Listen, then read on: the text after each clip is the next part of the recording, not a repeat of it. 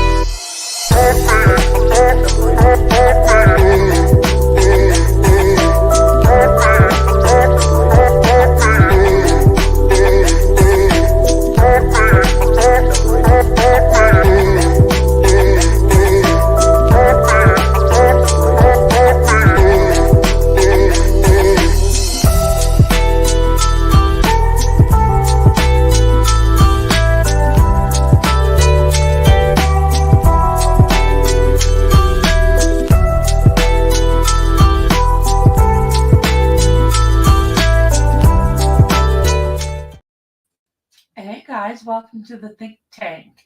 Well, I noticed that they're starting to go around this area. So I'm going to look at a couple other things. And in the meanwhile, why don't we just check this out?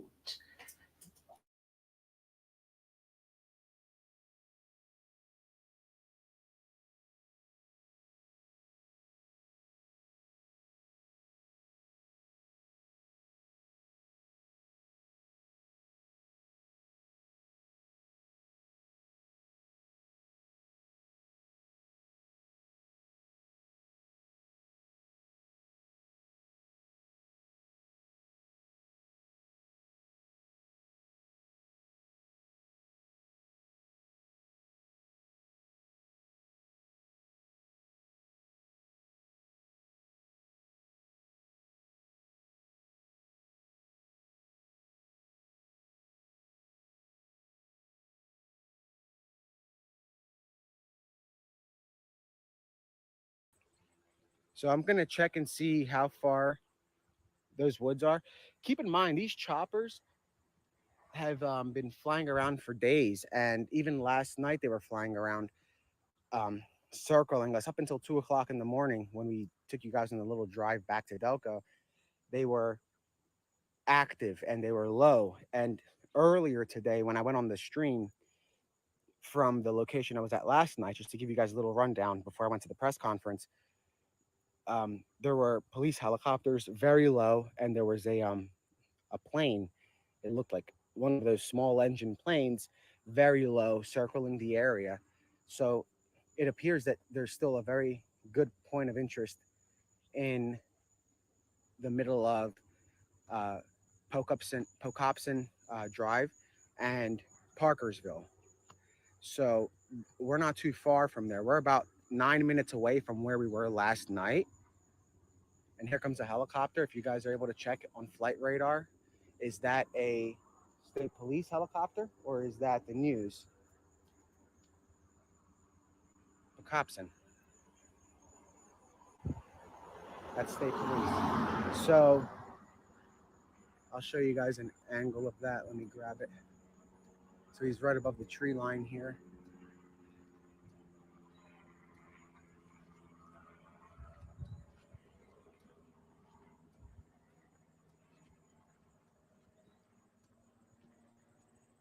I don't see him yet.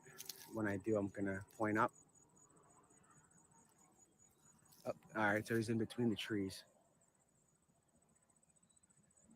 Yeah, there's no way we're gonna see that from here. So he went in that direction over these fields. And about another interesting point, now that we're talking about the police presence, about a quarter mile up this way, there are game wardens, about four of them, four large Suburbans and like these utility trucks. And it looks like they're placing trail cameras. And those trail cameras aren't the same as the ones that my law enforcement source was talking about. So the agency that my law enforcement source is with, they're doing 30 cameras on their own. And it looks like the game warden is doing cameras of their own too. So you have multiple agencies putting out these cameras, which is smart So the game warden is going to know where his or her cameras are. The marshals are going to know where their cameras are. The state police are going to know where their cameras are. The local police are going to know where their cameras are. And the neighbors have been very vigilant. On the way home last night, you guys saw there were lights on everywhere. The street was lit up for the most part, and it was foggy and dark, which makes sense as to why we didn't get a sighting overnight. For those of you that were on last night, you guys saw how heavy the fog was in some of these areas. It was hazy because of the humidity, and it might be the same tonight. So it was a very hard way to see somebody if they were to cross the street. So if there was an officer posted up at at somewhere on this street, the fog was so thick that you wouldn't be able to see somebody if they're laying low and crawling. But you can see the creek, and this creek leads. Go on Google Maps and check it out. I'm not sure exactly, but hey, how are you? Good. I'm good. Thank you so much. Yeah. Stay safe. Of course. Okay. All right. Sounds good. So, as you guys can see, so like these are residents that are coming by and they're grateful for the coverage that they're getting on the ground. And it's not every day that you see members of the public coming up to anybody that's like in the media business whatsoever and providing them water, food, whatever you guys need. They're very hospitable and kind, and that just shows how the coverage is. The public is starving for coverage of this, and I'm not talking about the nation. I'm talking about Chester County. That's who we want to inform. We want the residents of Chester County to know what's going on, and obviously keep everybody else informed. Keep the how are you? Keep the public informed nationwide and in all the states. And now, of course, it's become a global story. But the focus here is Chester County residents. We have to make sure that they know what's going on. If this was in your backyard and you turn on the news and you don't see anything, it's a little frustrating. But now you are starting to see a lot more coverage. But the news doesn't. They're not able to just go out and live stream all day. That wouldn't be effective, I guess, for them. So that's where we come in, and we're able to do that and keep them informed if something pops off, and also keep the county informed. We're not in competition with any of these guys. We're not here for the numbers, whether it's 200 people watching or 10,000. We really don't care as long as the message that we're sending is effective and helpful for the residents. We want them to know that the police are here and they are watching, and we want to ask the questions that you guys are posing, because overnight I was going through the press conferences on other channels, and I noticed there were no sightings today. And I noticed the comments where people are saying, why aren't you asking this? Why aren't you asking that? So I was happy when you guys started sending me the questions, because I was screaming over the other guys to get the answers that the residents want, not the answers that the news executives want. And you can't blame news reporters. It's not them, it's the higher ups of the network. It's the executives that really get to pick what goes on and what goes off. So it's not like a news reporter from NBC is able to say, you know what, I'm going to go cover this for the rest of the week. I'll see you guys later. It's not, that's not how it works. They have to have be assigned to the story. So by us kind of hopping in, our goal is to get your messages to the colonel, to the DA, to the U.S. Marshal that's in charge that you guys saw there. And he looked visibly, when I asked the question, if you guys play that back, his expression was pretty, he was kind of shocked. He looked over towards the state police and almost in a matter of like, are you kidding me? And it's not the state police as a whole's fault. It's not the troopers involved. It's those that are putting this together and coordinating the effort. That's who it is. It's not the law enforcement. It's the higher ups. And with the news, it's not the reporters. It's the higher ups. So that's why we're here. And we're going to get off of that now, just so we can keep letting you guys know where we are, so we can head out soon and get a better area. But let me just show you one more time how it is out here. There's trees that surround the creek. And in fact, I didn't even know there was a creek here until I came down from the driveway. I didn't notice it when I was driving up.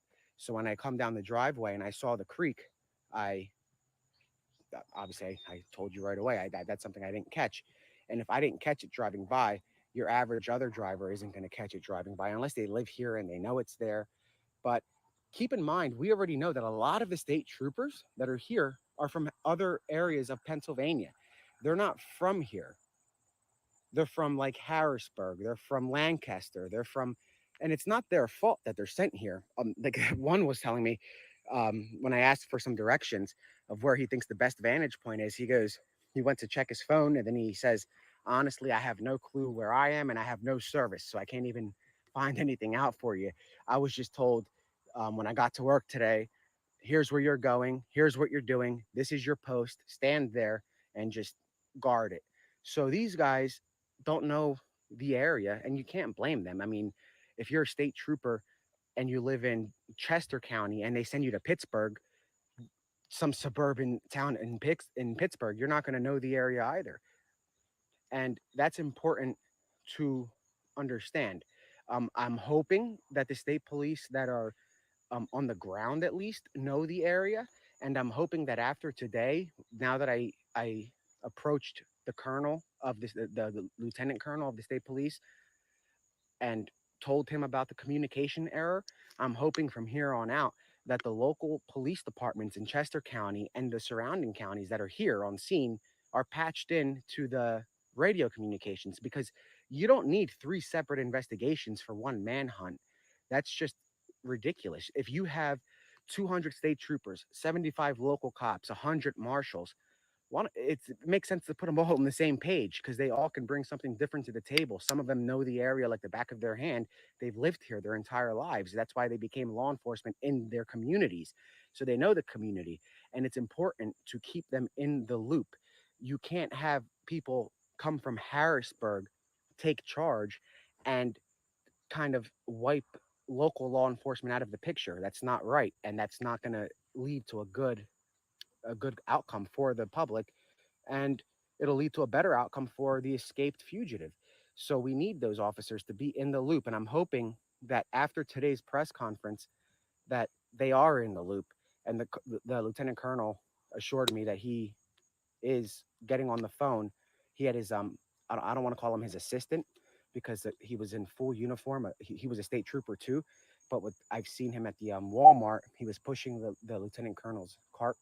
So I'm not sure if it's like an assistant or if it's like a lieutenant, but he was there, and he was also kind of annoyed that there is miscommunication going on. Either they're very good actors or they were caught like they really didn't know. And I have a feeling that he really didn't know. I think his answer was genuine. He seems like a very good guy, and he wants to find this guy. Everybody wants to find this guy. That's their mission. Nobody here wants him to get away and run off.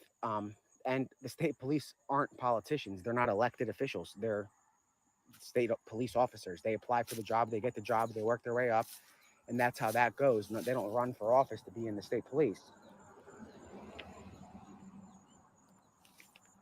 So he's in charge because he's very good at what he does, and he's a high-ranking guy. He has the authority to pretty much authorize almost. He doesn't have the authority to authorize anything, but he has a direct line to the governor. The lieutenant colonel can call Governor Shapiro at any given moment and speak with him for some kind of authorization, which perhaps is what they did for the lethal force.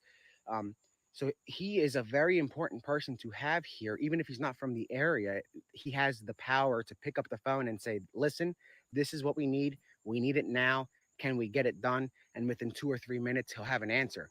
So it's good to have a lieutenant colonel here. And he's not from this area. He's from the Pennsylvania State Police headquarters.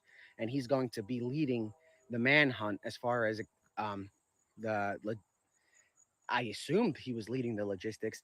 I guess I was wrong because he's trying to figure out why the police aren't on the same page. But he's the same lieutenant colonel who was in charge of the manhunt for Michael Burham, and he was captured in an area similar to this, with brush, with woods, with creeks. They caught him close to the prison, and that is what they do. That's what these guys do. They've done it before. The local police, although they are an invaluable resource and they have to be kept in the loop, this is their first rodeo chasing down an escaped murderer who's been convicted.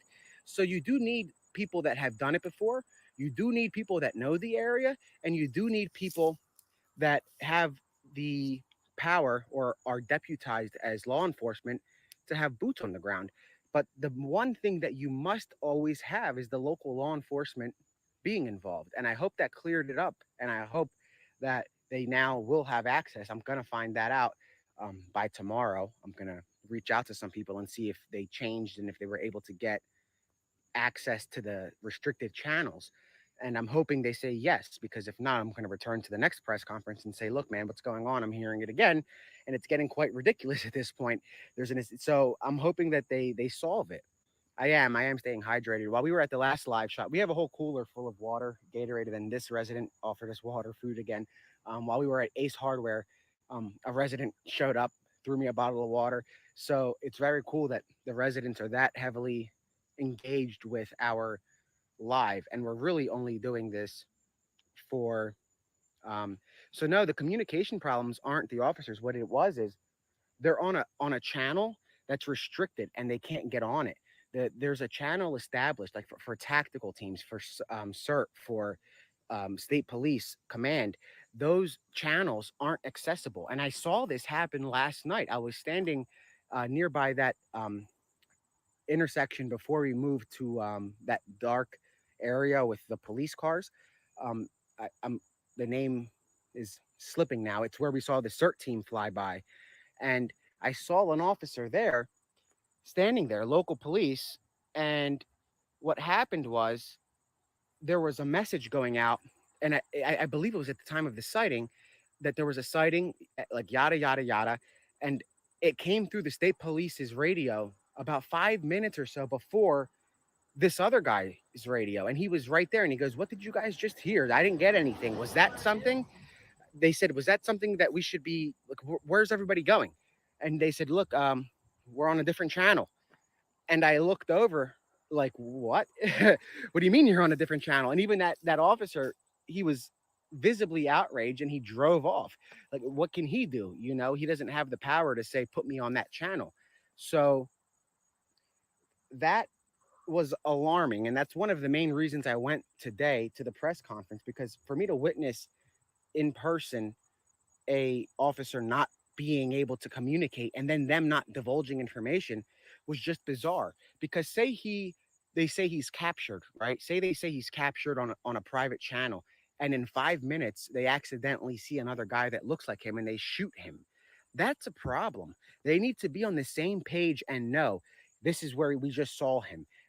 This is what's going on. And what's interesting is, for example, the Longwood Gardens area, that's a different police department, and they're stationed up there, and they're not on the state police channel. So when there was a sighting, get this, and this is proof. It was on my Twitter feed where I played that dispatch at 5 o'clock in the morning that said, this is the state police. We are tracking a scent.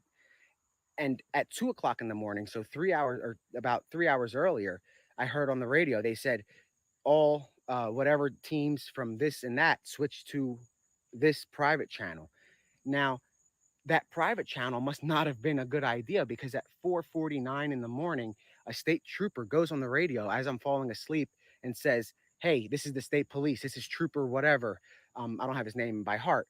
He said, "I am with the K9. We have a scent of the suspect, of the murderer, going toward Longwood Gardens auxiliary parking lot. We need assistance."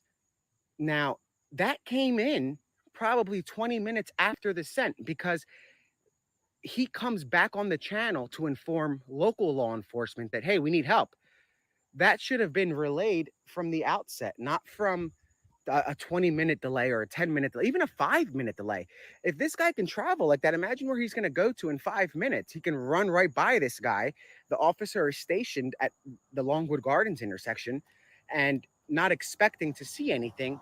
And next thing you know, he might miss the guy because police didn't say it on the same channel. So it's very no, it's not AI. It's very important that they stay on that channel and communicate with each other. Communication is key, especially in a manhunt. I mean, communication is key anywhere for anything. For something as serious as this, it's surely uh, crucial. So again, we're hoping that they follow through with their promise to patch in local law enforcement, and hopefully they'll be able to um, get in the loop. And keep in mind, these local cops, they sleep with their radios on. So say he's waking up to go to the bathroom, or she's going to the bathroom and she has a radio on and she hears, oh, we have a possible sighting on um, Creek Road and Street Road. That officer can just run outside with their gun and get geared up pretty quick and chase the guy. So imagine if, that's why it's important. You don't know who's listening to the scanner, who's a police officer, and it might be happening outside of their homes where they can easily run out and say, okay, I have sight of him. Here's where we're going. That's why it's important. A lot of law enforcement have, I'm not going to, so I'm not going to say if they think he's in the area because I don't want to spread opinions. All I have from law enforcement from today, I read it out on my first stream earlier today. You guys can go and listen to it. I don't have it off the top of my head. Hong is at the top of the hill behind me speaking with some neighbors. But I'm not going to, what they told, like the last text was, he sent me like a pretty long little scatter of texts within 5 minutes of details that through the night of what happened and kind of what's going down. And it's a group chat with law enforcement that I'm in. So they have their opinions, but we can't go off of opinions, So I'm not going to give an opinion on where he is. We don't know where he is. They're pretty certain. I mean, when I say they, the state police as a whole, or the command, is pretty certain that he's still in the area, as they said today. They're fairly certain he's there. Now, I'm not going to speak to what my sources' opinions are, but the command and those guys have a pretty good feeling that he's here. See, there's school buses driving by, and it's a very quiet neighborhood. Right now, I'm on check the title of the stream.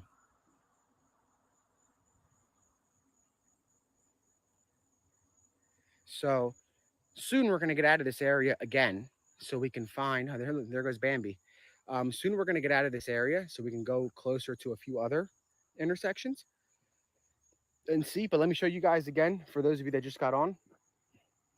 We've got a state trooper stationed straight ahead and an undercover. I'm going to zoom in, and you see that. And then if you look through the woods, which I'll show you after the car passes by. So if you look through the woods, you're going to see a state trooper with his police lights activated up this road, which is an indication where they ask cars usually to slow down and at least make contact, even if it's a brief contact, depending on what perimeter they're going towards.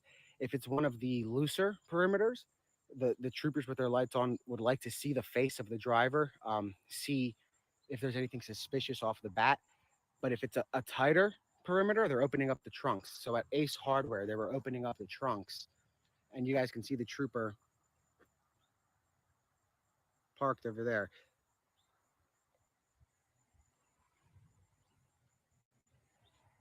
So back to before we go to the next area, back to the Associated Press. It was interesting because they were intrigued by how the community has responded to just getting a raw image of what's going on with continuous feed.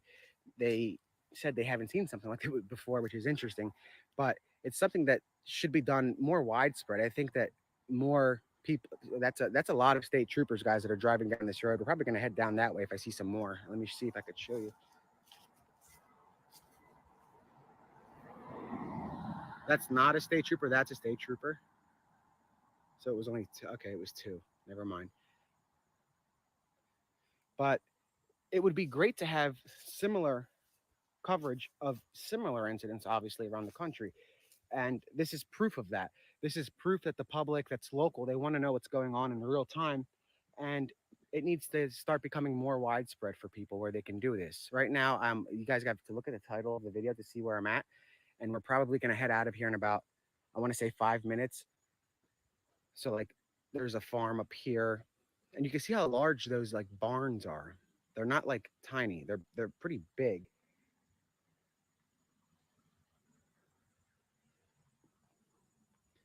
But just to give you guys an idea of the landscape, and this is one of the easier accessible landscapes. This one isn't as vigorous as the one they were going into yesterday.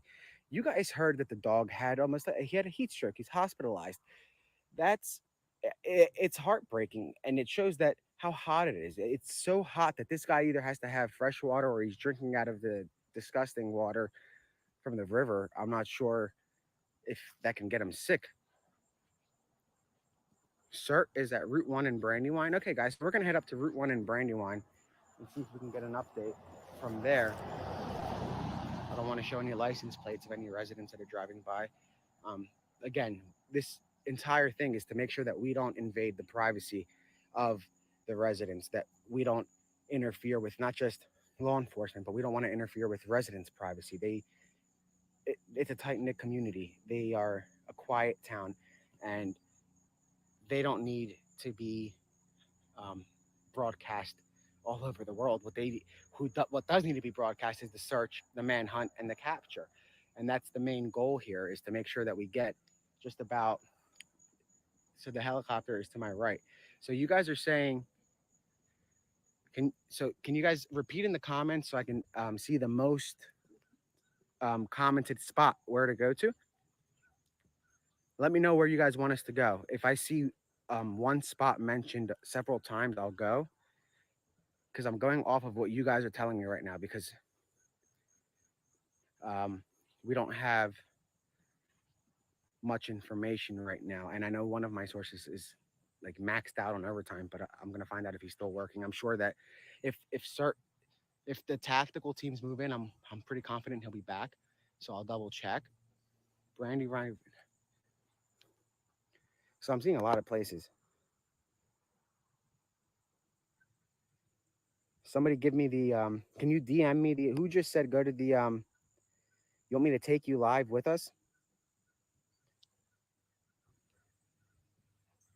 You guys want us to, so let me see if we can do that.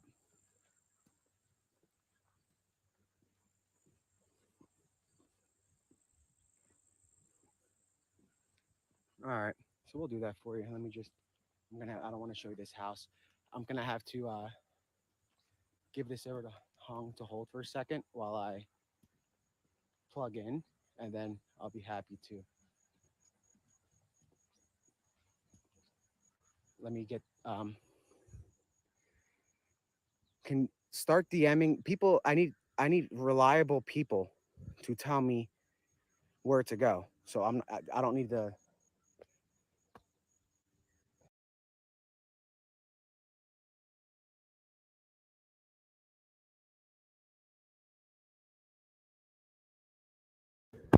Could be another one.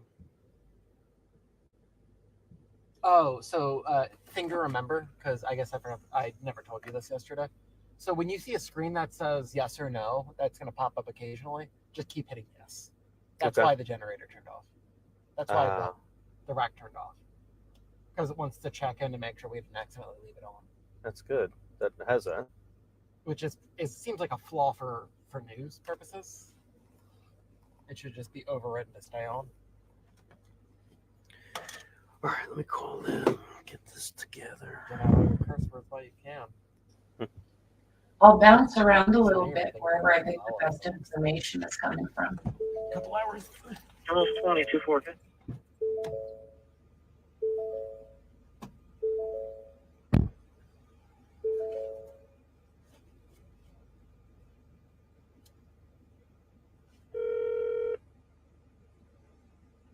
News desk. Hey, it's O'Connell.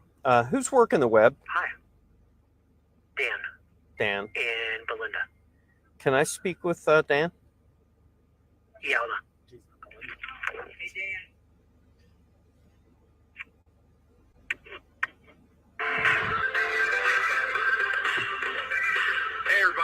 We are hot now. Thanks for calling Fox 29. Mike's hot. Hang on the line. Right with you.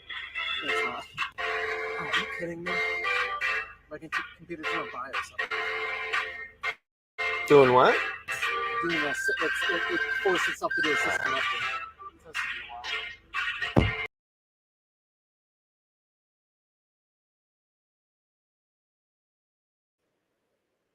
Hey, I'm going to show you the link what I got.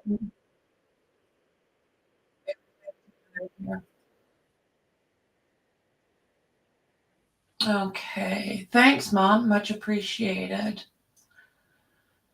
So, George Washington University shelter in place after a deleting suspect escapes from the hospital.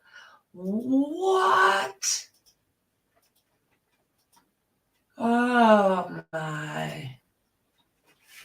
So let's see here. Shelter in place. The Metropolitan Police announced on the X social media platform that Christopher Haynes had escaped custody at the hospital just after 3. In a news release, police say Haynes, 30, had been arrested earlier Wednesday and charged with deleting offenses. So the police did not say if Haynes was armed, but it advised people not to engage. If they saw him, call 911. So the university sent out a text message warning anyone on campus to shelter on place due to dangerous individual around campus. 6 p.m., more than 2 hours after the shelter in place order has been issued, the university administration sent out text message saying the order would continue and cancel all evening activities and events.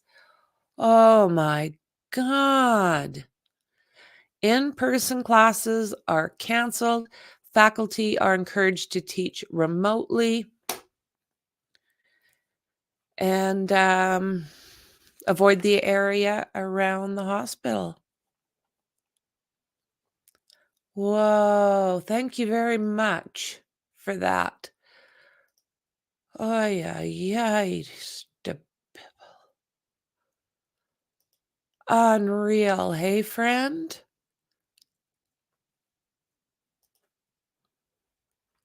I did, but thank you very much.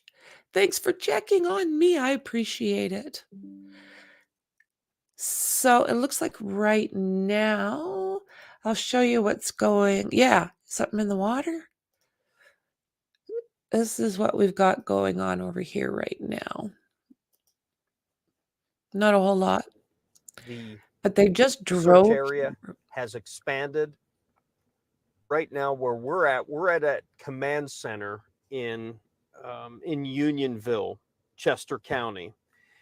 Not only is it a command center for a lot of the law enforcement, and I'm going to show you that here in a little bit, but it's also where the search helicopters are taking off from. And you may be able to hear some come and land in just a little bit. But you have to bear with me. I'm kind of just getting started here. We have some information for you on the search, have some information. Of course, you guys heard about the prison escape today. Our goal here is to stream with you through the night, through at least 10, hopefully maybe 11 o'clock tonight. So if you could just bear with me, we're just kind of getting our bearings right now. And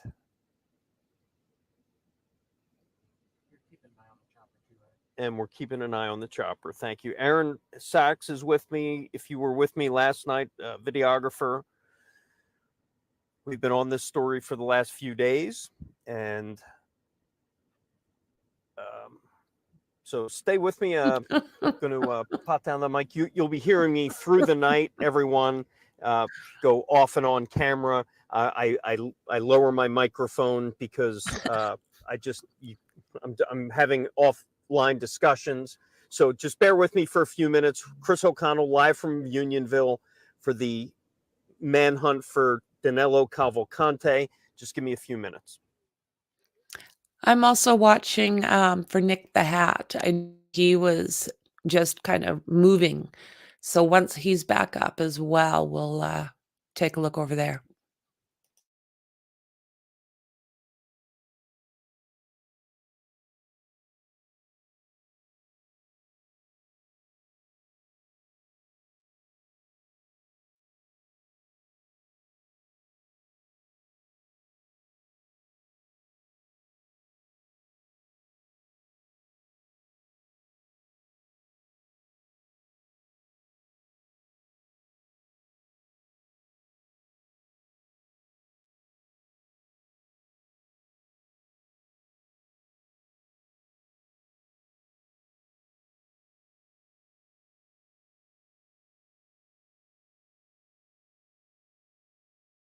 It's a little bit blurry because we're trying to get a better shot. But you guys see that?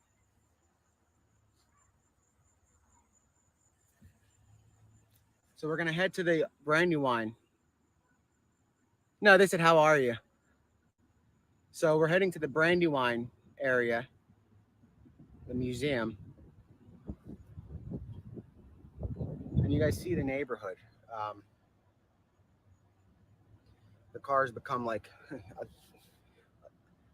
dust bunny. But if I lose service again, guys, just know that it's because we're in the middle of nowhere.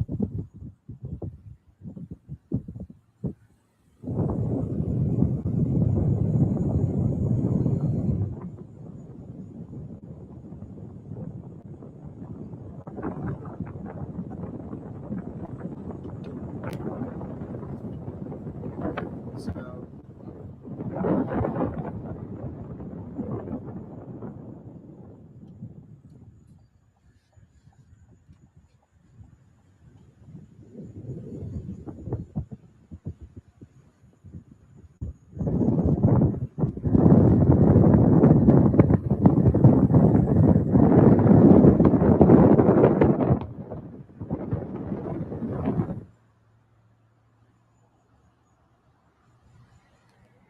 Damn.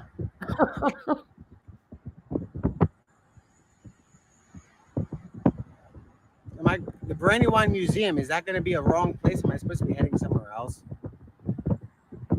Those of you that have my number and Hong's number, text me. That way I know it's legitimate. Right now we're turning onto Chandler Road, which is where the. Oh wow, okay, so we have police activity here, guys. This is interesting. They have lights on.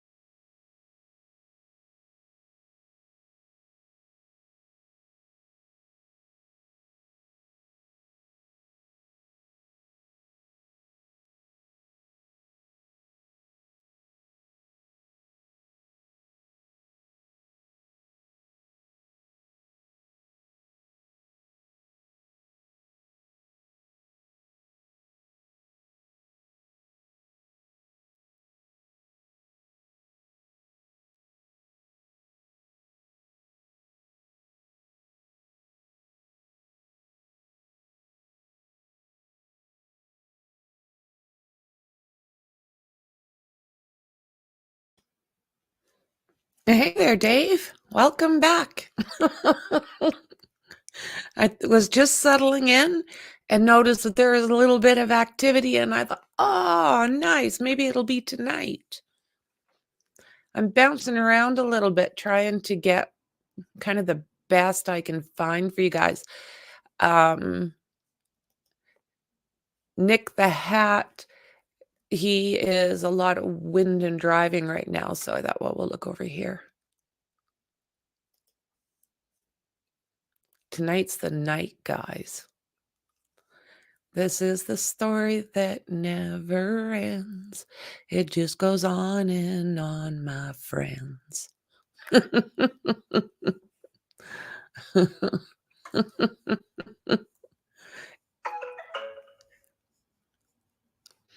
It is. You want to, it's very much so. You want to see them get it. Get that bugger. Like, unreal what he did. Unalived his girlfriend in front of her 2 kids. Like, what? All right, everyone. Yeah, I know there's no audio. I know the Zoom is crazy. Keep in mind, guys, we are in a mobile unit. We are controlling the cameras by the car. So bear with us. This is as raw as it gets. All right. So we're going to start our kind of stream right here. This is the mobile command center for, I don't want to say the mobile command center, but the command headquarters for the operation. I think so, Dave. I am. We're about 8 minutes, 9 minutes away from the Longwood Gardens area.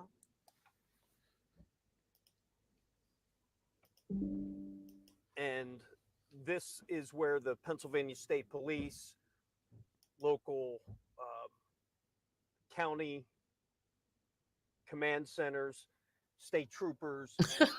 You should see NIKTHEHAT. Verizon mobile units here, because we could only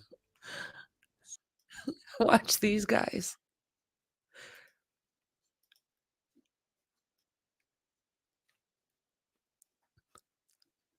Did they settle?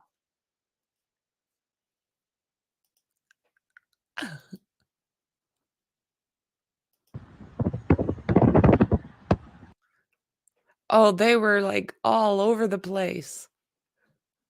Which way do we go? Which way do we go? What do you see over there? I don't know. See something over here? Good on them.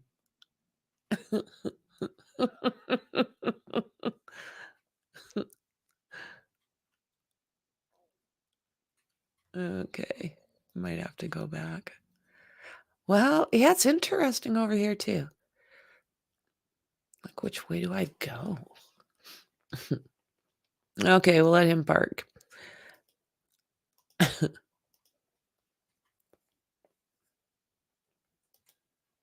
These guys are setting up.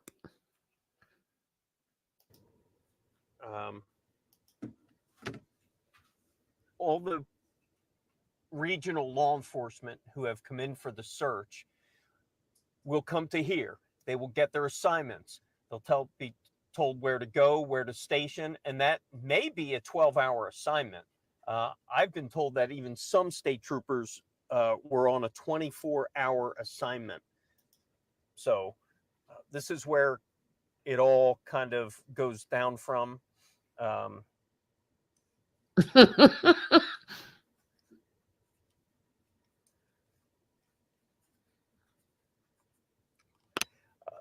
So the latest now, it has now been a week since Danelo Cavalcante has escaped from the Chester County Prison. And today we heard how he did that by scaling up a wall, parkour style, from the exercise yard into a ceiling, through razor wire, and then scaled another wall before getting, we think, off the roof and out of the Chester County Prison. And it was about, from his last sighting till the time the public sirens were alerted, it was about a little more than an hour, hour and a half before the public was alerted to that. So some new details that we've been waiting to hear about of that prison break. And what we also heard was where Danelo Cavalcante escaped from was the exact same location of another inmate who escaped back in May. Let me take you in here to some command center.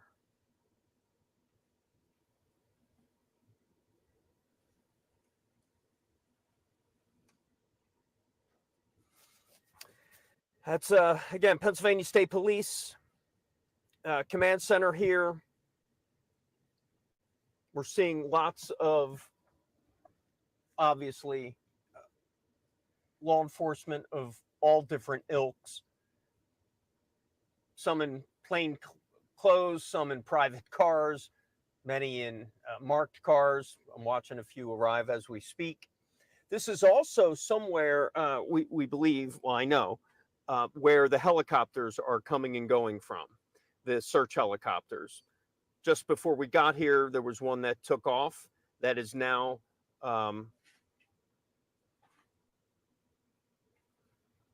let me just kind of show you. I'm going to punch up another camera.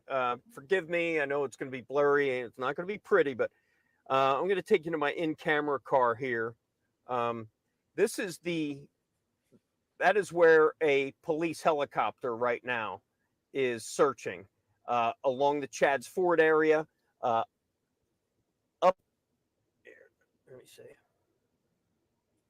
So right in the middle there is the Brandywine Creek. For the last 20 minutes, that search helicopter has been on the Brandywine Creek, and now it is circling over the Dilworth Town area. We sure were. I think it's the same guy. This is the way it's been kind of going. Let me bring you back outside. This is kind of the way it's been going. A helicopter will take off from here, do searching. We've been seeing a lot around the Brandywine Creek area, starting last night after that. Here comes Aaron. After that sighting off of Chandler Road, that is when the search area expanded. And it now encompasses the current search area.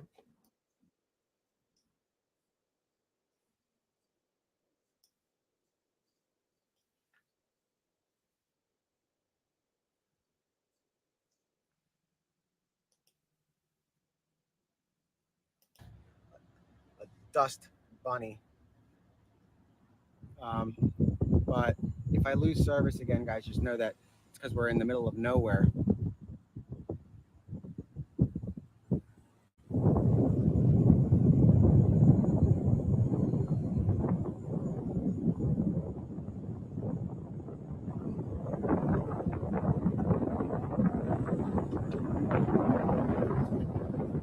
Whoa.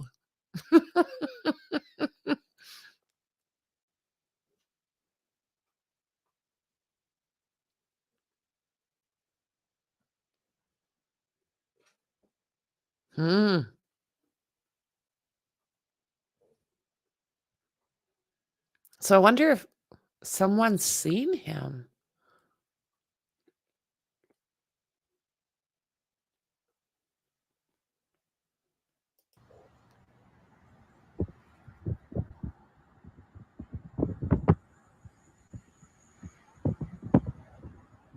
The Brandywine Museum, is that going to be a wrong place? Am I supposed to be heading somewhere else?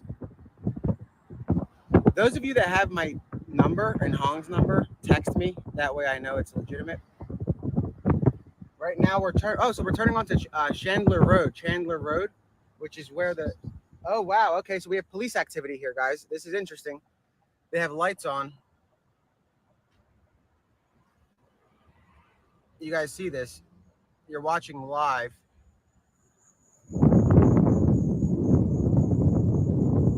And you guys are seeing this.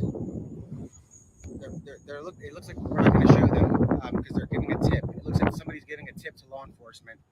And as you guys can see, the team is very active. They're searching. They're looking for the suspected murderer. And out of nowhere, there's more cars. So should we have stayed where we were? Or are we going to get locked out? I guess we'll be fine. We're about to find out. So we're still going to the Brandywine Museum. So you guys saw that. That was a teenager. That's why I didn't want to show too much. I had to zoom in and out. I didn't want to show his face. He's young. he was speaking with marshals or tactical gear. So we're making sure that it looks like he was giving them information. He was pointing in the area. The museum is 5 minutes away. If there's no activity, we'll turn right back around. And I'm getting texts from residents.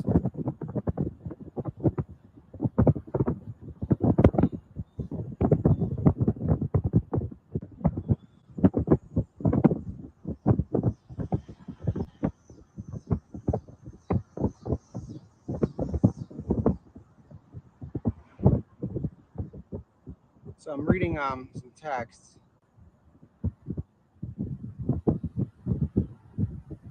So yeah, we're gonna go to that Brandywine thing. It might pan out to be something. So look at the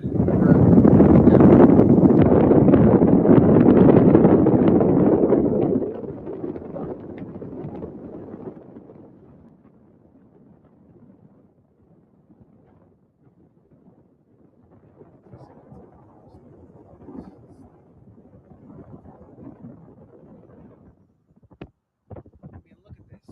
The area is hard if he's going through these kind of woods and brush.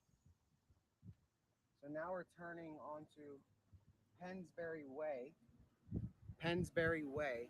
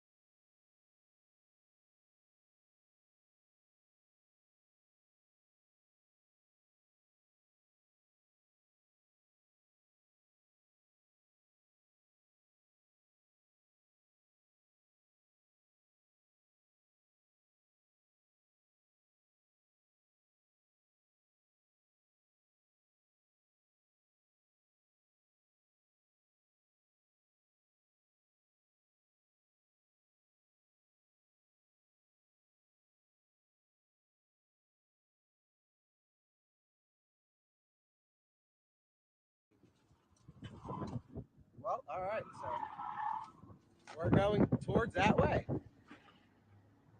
We're gonna find out what's going on. So we're gonna see where these guys went.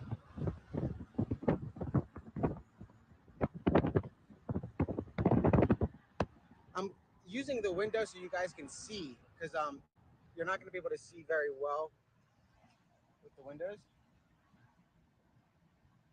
We've been in this business for years, so we're good at some maneuvers. And I'm pretty sure they're more concerned about what's going on. Does anybody know where law enforcement's going? Because we obviously lost them. If we make a left here, we're 3 minutes. Oh, no. So where'd they go?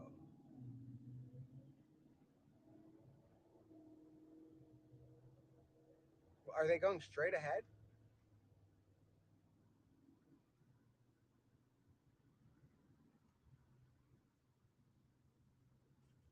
Any idea where they're going? Back to the river? I'm not sure where that is. Let's see. No, they didn't go where we were.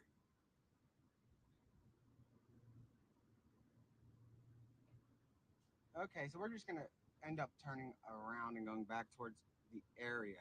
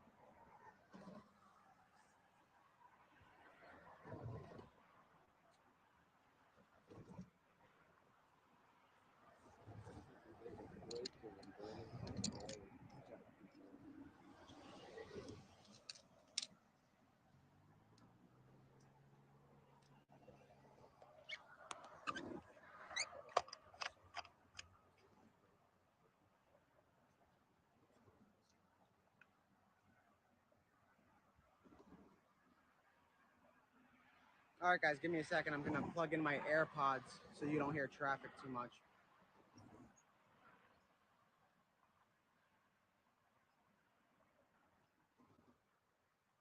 All right, guys, so we are at the Brandywine Creek area, and as you can see, police are staged for something. Obviously, it's unclear at this point. Let me make sure this is tight enough. Obviously, it's unclear at this point exactly what.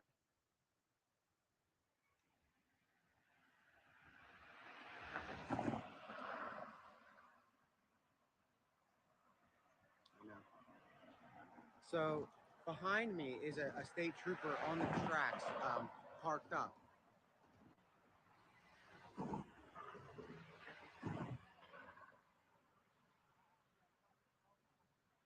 No, he's not captured.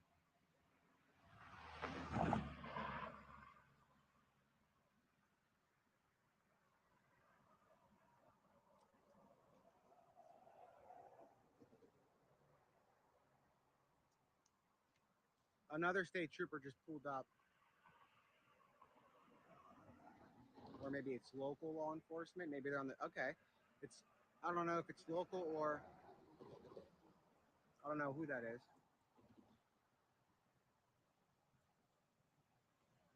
So again, we are on Baltimore Pike. A couple of miles up the Longwood Gardens. Now, we were actually not too, we saw the train tracks earlier at the Ace Hardware. I'm not sure if they do connect. I'm checking with my sources if there is any update. I'm checking with my or the Gatorade. I'm checking with my sources to see if there is an update. We're gonna find out right now. Give me 1 sec.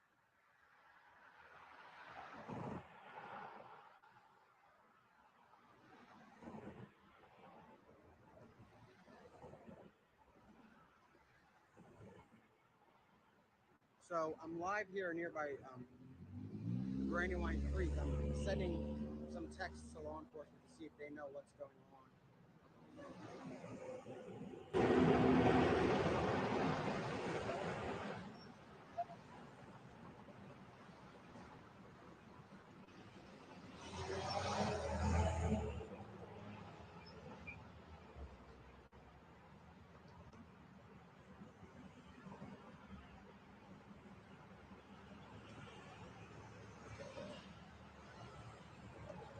I'm gonna find out.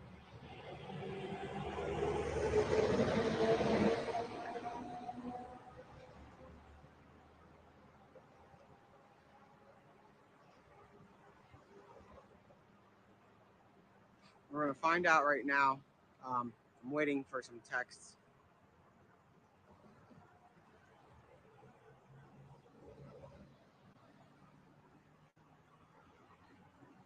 I'm texting right now a couple law enforcement sources to see. I'm asking 4 of them.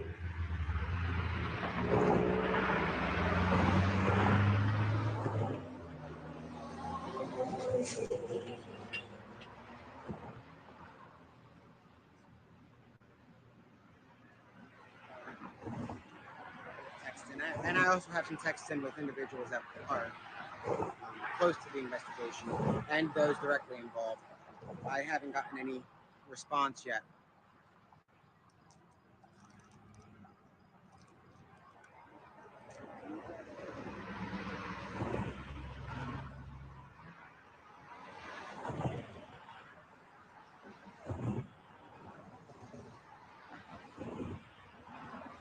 So we're on Route 1 in Baltimore Pike. Route 1 in Baltimore Pike.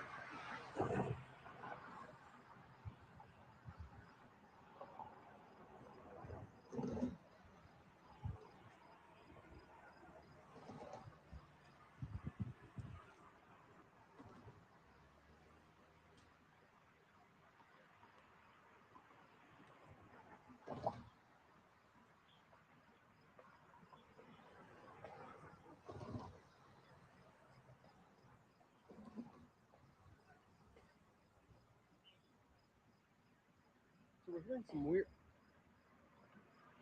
I don't know what that is, guys. There's something. Something is across the street, like behind us. I wonder if that's where they're. I don't know if that's a boat. There's a weird sound coming from behind us. These guys are getting ready to roll out all together. Oh, is it? So apparently it's kids playing in the water. Well, no, that would be weird because there's a manhunt. Do you see kids?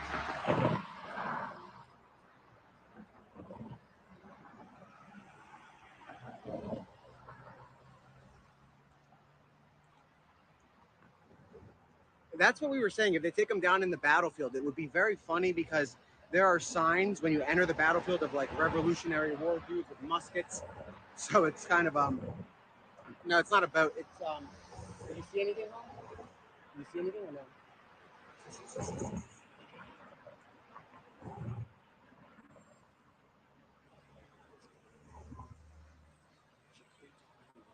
So there are children playing in the water, which is interesting. I'm sure their parents are around, so they're safe.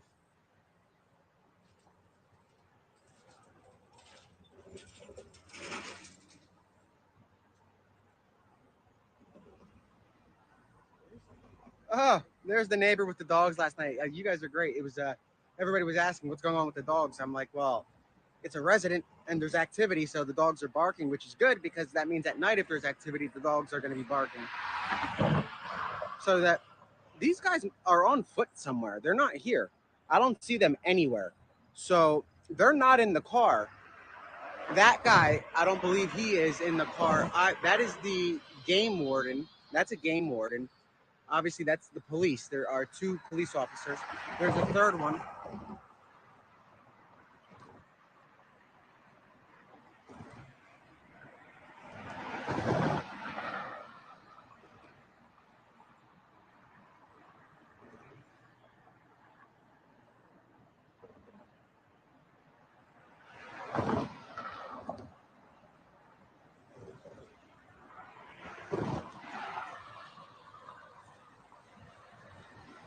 So you guys are seeing, I think the break-in was a false alarm, guys.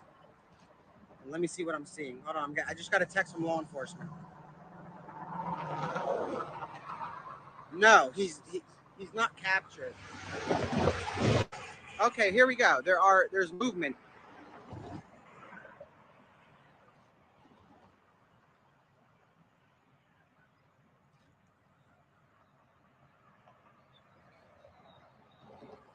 This tripod is terrible. I'm gonna pull the other one out. This one was just because we needed it very quickly.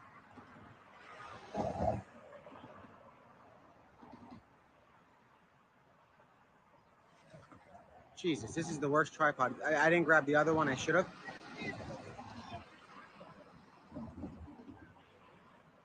No, we're on the grass.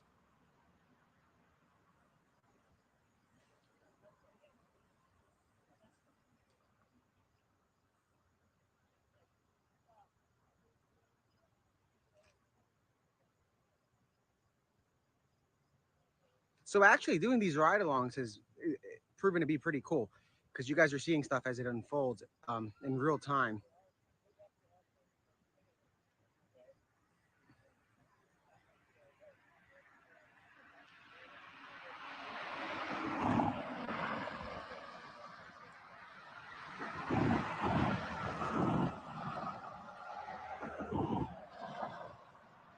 We were literally driving as this popped off, and you guys saw we jumped to the side of the road.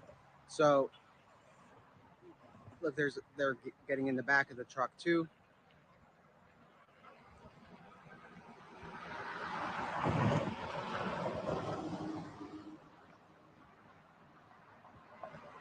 So as soon as they head out, we're gonna head out and go to another location.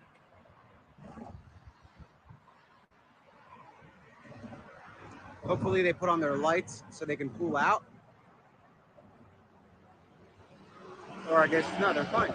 So they're gone. Oh, they do have their lights on in the back, the game warden.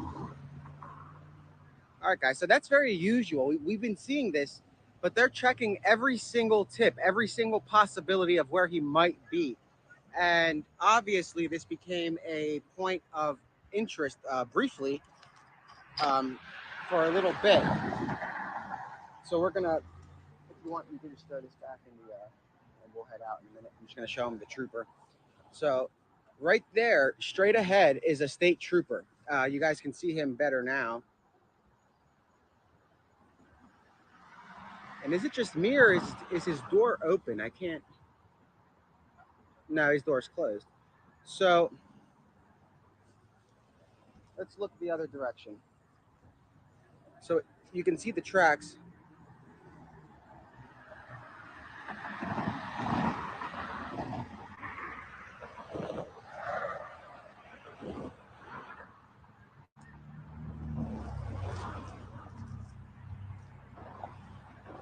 And I'm not going to go further down because I'm not going to impede with anything. If there is something going on there, there's a reason why the state police are stationed there. They don't want us walking down there, I would assume. So, like I said from the beginning, we're not here to get in anybody's way, whether it be residents or police. So I'm not going to approach that trooper. There's no need for him to get out of the car and ask any questions. You know, it's a waste of his time. And he's looking for a murderer. So, again, there was just a heavy police presence here. There's a few officers still.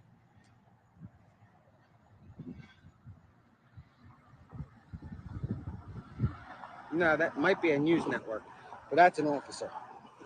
So let's get back in the car. Let's head back towards, well, let me know where you guys want us to go. I don't know where the next point of interest is. Where you guys want to go?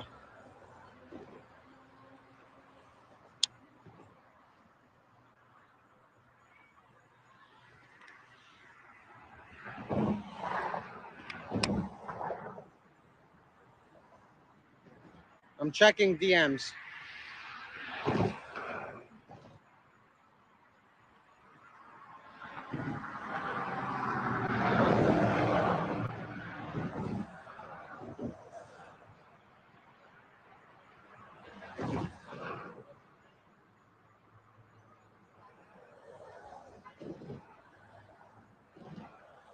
I'm checking DMs.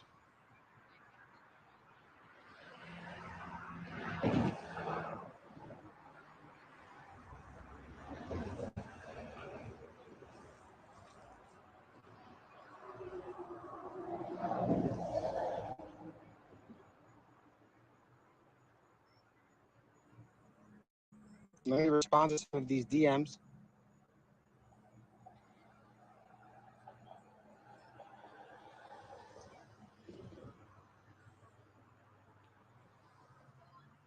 Who am I looking for, guys? Who's DMing me what?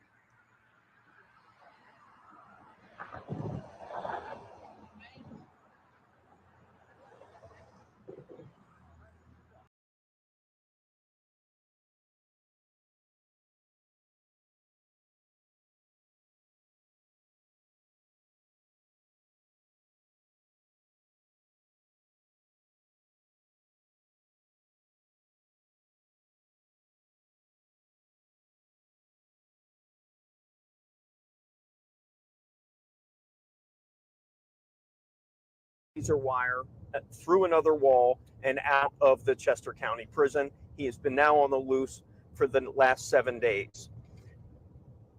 The interim warden at Chester County Prison says since the first escape, which was at the exact same location as this one, there were some protocols put in place, but obviously not the right protocols when it came to personnel.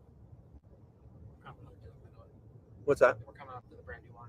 Okay, we are. Okay, this is what I was talking about. I'm going to just kind of zoom in here. Where are we at?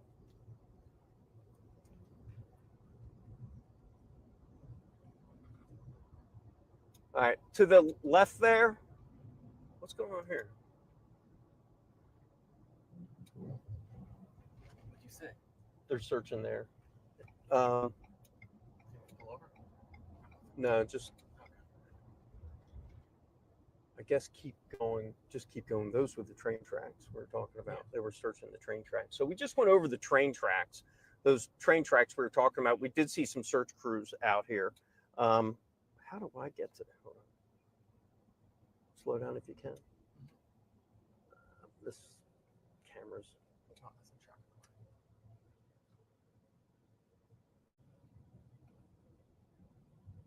I wanted to pan around to that sign that says "Stay vigilant." These electronic signs were just put up along Baltimore Pike and Creek Road, telling people to stay vigilant, to call 911 if they see something, say something. Just another one of these things that, as the days wear on this hunt for this killer, they have added. So right now we are headed to another location where we were told there may be some activity. I'm going to check my flight monitor to see.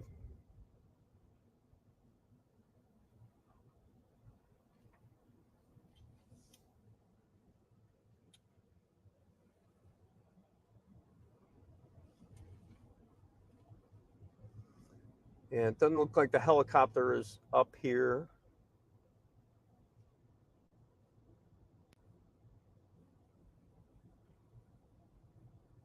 I appreciate everyone telling us directions, but we got that handled. We appreciate it. We're going by our. We have to go by our truck GPS for a number of technological reasons. So, thank you for all the shortcuts and whatnot.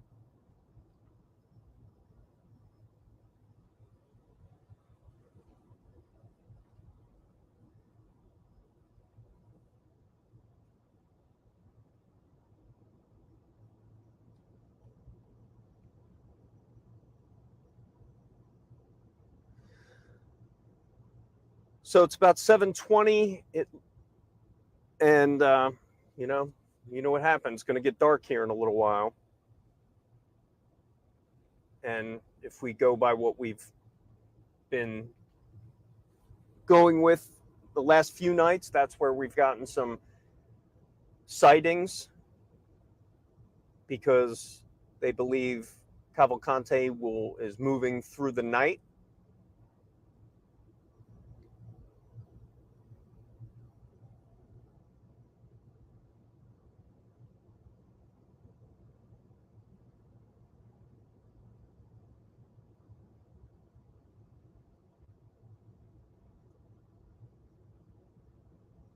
And I'm sure anyone who is familiar with this area out here, I'm learning really quickly the cell signal is terrible. So I'm having connectivity issues while we're doing this feed. So bear with us if you hear a glitch in the audio or the video, just kind of bear with us. We are now heading to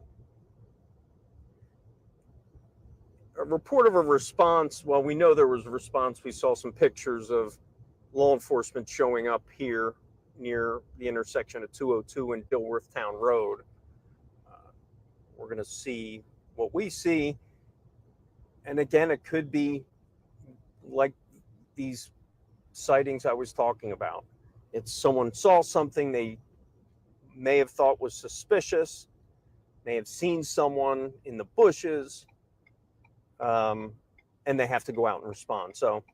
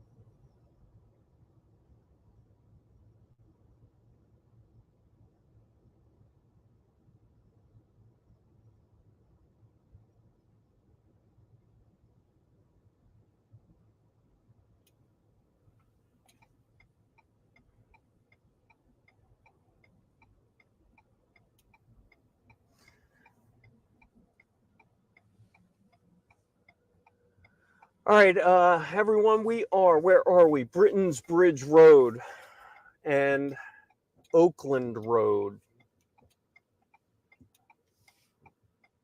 Britain's Bridge Road has been a very busy place for police officers. This has been kind of a cut-through street for the search area.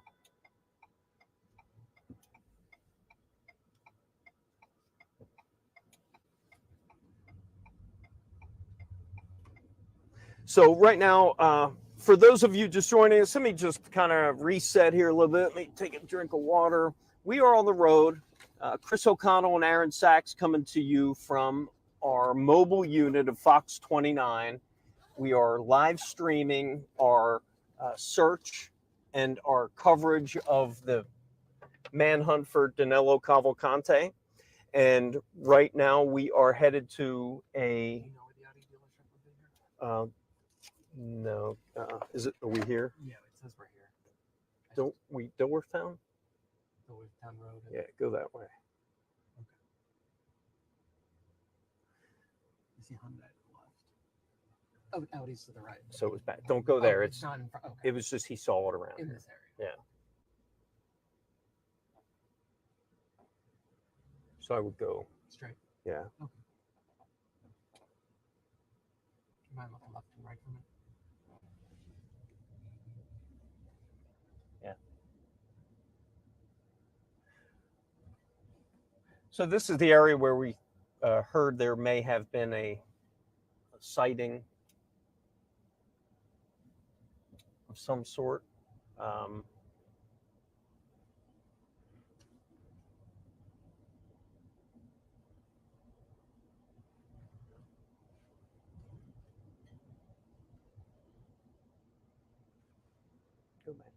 Go back to 202. Yeah.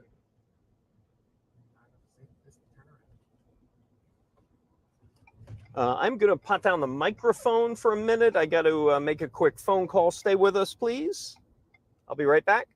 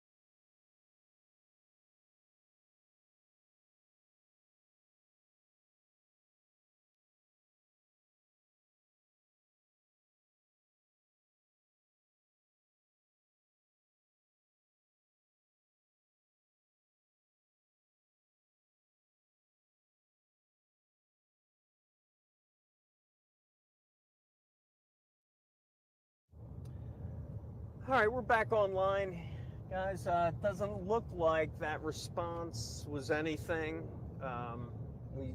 If it was, it is now gone. All right, we're back online. Whoa, that's me.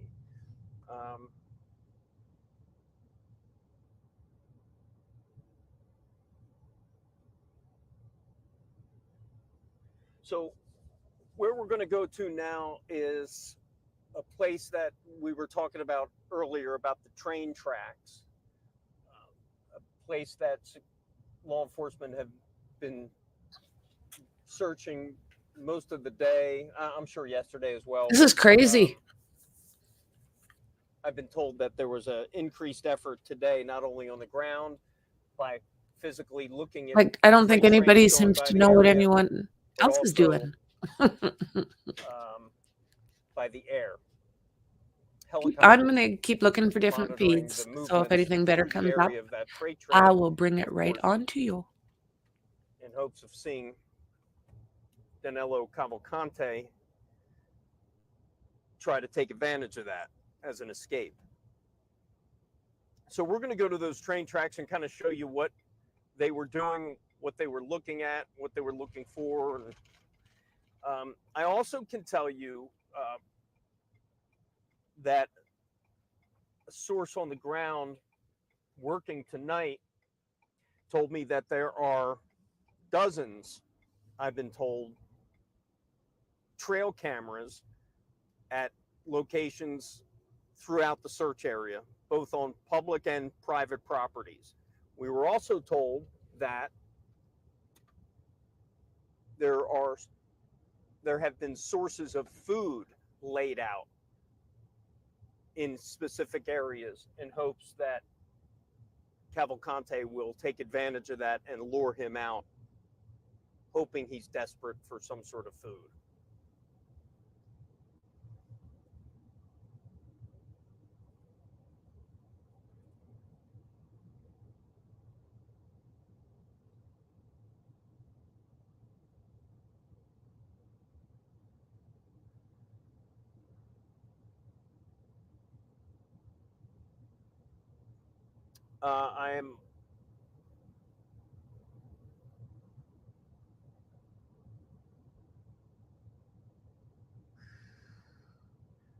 I'm back online. Just trying to ask anyone have any questions? I'll try to get to some. I'll scroll back. What vehicle are we? What vehicle is this? It's a Ford F-150. It's a Ford F-150 hybrid. I wish you could see it. We call it the Beast because it is a beast.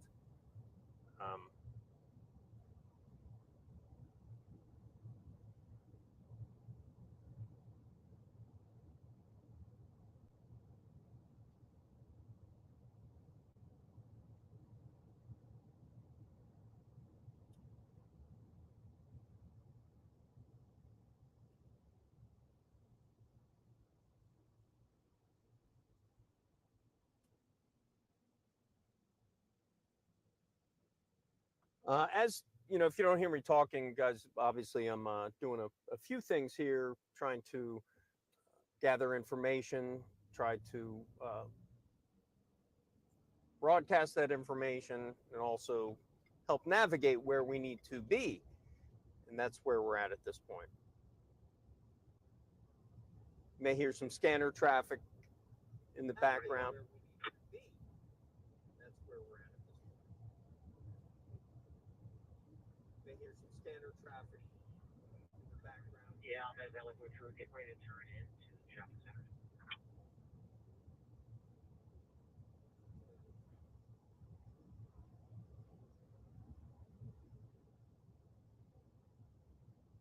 All right, so we're coming up to Creek Road here. This is kind of was the focus of the search yesterday. Creek Road, you'll probably see some police officers here. There they were, you saw them. Now coming up here is, if we could slow down, Aaron, this is Brandywine Creek. You're gonna see there's been an officer stationed here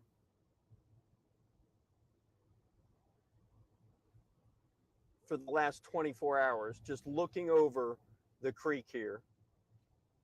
And then here to the side, that's the train tracks we're talking about. So we're going to turn around and we're going to actually maybe get out and shoot some of that, shoot some of this. Here, Fairville Road.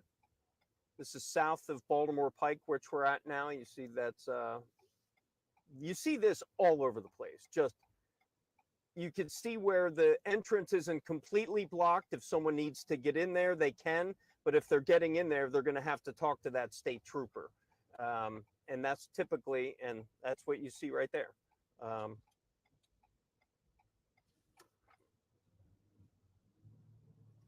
You see that state trooper just stopped that car. All right, Baltimore Pike, now we're heading, this is right over the Brandywine Creek.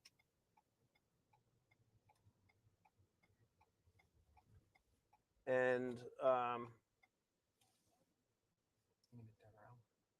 yeah, maybe we could turn the face. I just want to, so we can give them something to look at.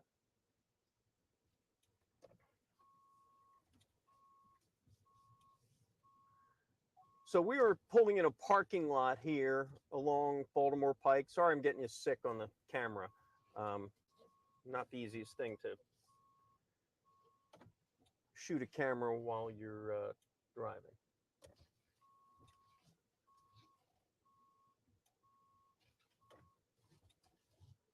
So what we're going to do here, I'm going to kind of stay in the car a little bit, just a little tiny bit if you can.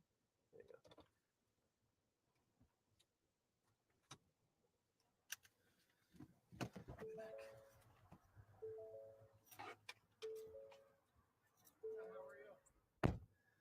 go. So what we did now, we stopped at Baltimore Pike and a freight train railroad track where one of the potential escape routes would be on a freight train right through the search area. So we stopped here. We're going to take some pictures. We think there may have been, you know, just a kind of a routine search, routine patrols here where you see right on the Brandywine Creek. And I was telling you last night how significant that was for the Brandywine Creek because the search area is now past the east of Brandywine Creek, which tells you that the search area has expanded, and it also gives the escapee a little bit more leverage and a little bit more area to work with in terms of his escape, and that was concerning to law enforcement. As you see, a state trooper guarding and looking over the Brandywine Creek. He has a good visual on the upside of the creek. North of that is the thick of the current search area.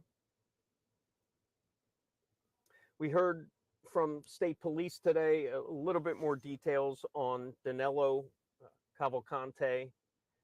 He does have some family and what was described as associates in the area. You can only imagine that police are very close to them in case Danelo tries to reach out or has reached out.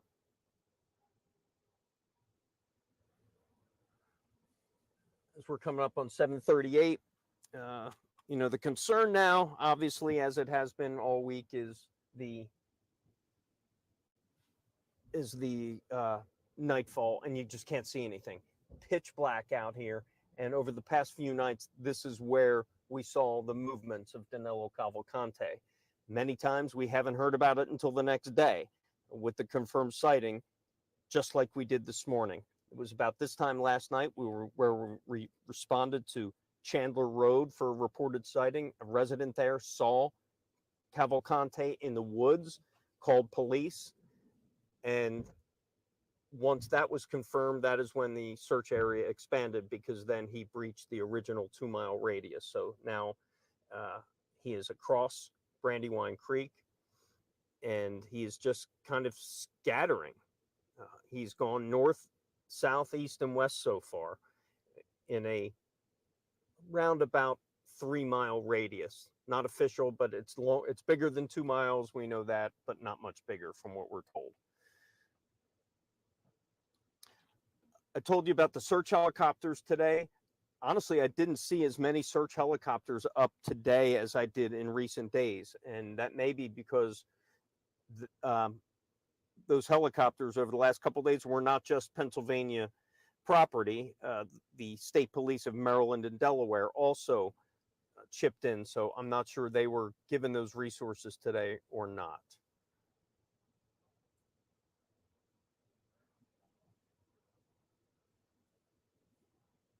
Going back to our YouTube feed, if anyone has any questions, happy to take them. Going back to our sorry. That is new chopper taking over next shift, possibly. I hope so. I'm looking at a live chopper now. It looks like it may have gotten.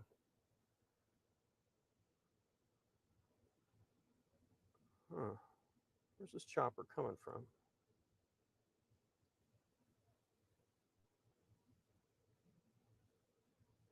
Huh. All right. So whatever chopper's coming this way went all the way to Northeast International Airport. So they may have just fueled up at Northeast Airport and are coming back. So I'm going to bring down the window because I would guess by looking at my radar, you may be able to see this helicopter.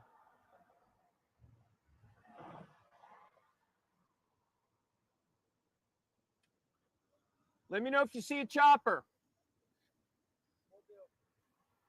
Yeah, I think the chopper is actually coming right down Baltimore Pike, so you might be able to see it. So stay with me.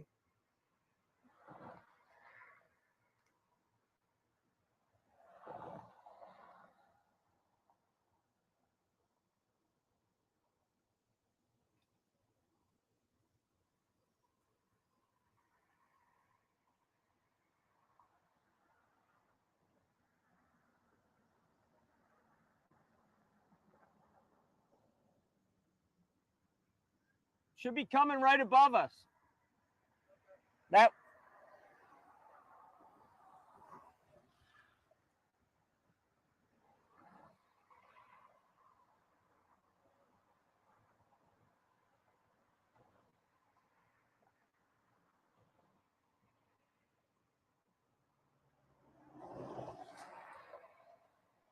Yeah, I see the chopper. I'll see if I can.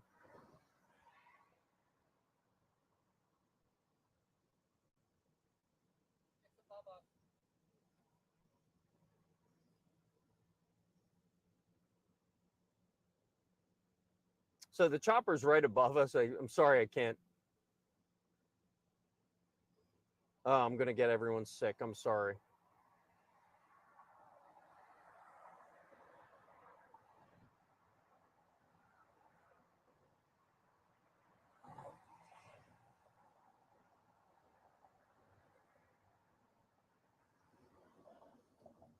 Where is it?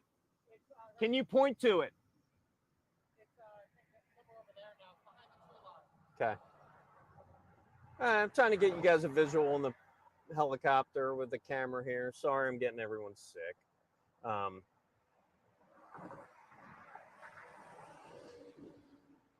it seems to be. It seems to be. Huh.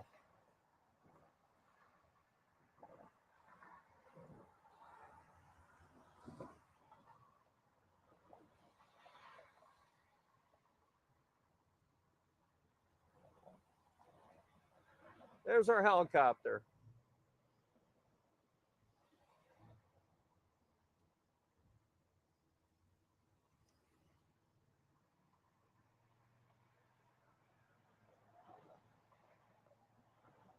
I am not a cameraman, guys. So bear with me.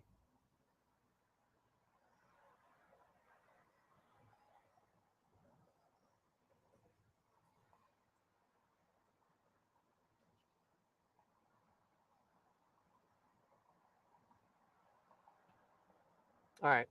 So there you go. We got our camera. We got our helicopter.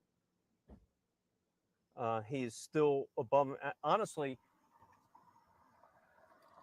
wonder if there's a reason. This helicopter is right above us, and he's circling us. So I'm gonna actually hop out of the vehicle so I could get a little bit of a handle. Maybe one of my contacts can tell me why they may be circling over here. Do you want to show them the chopper? It's right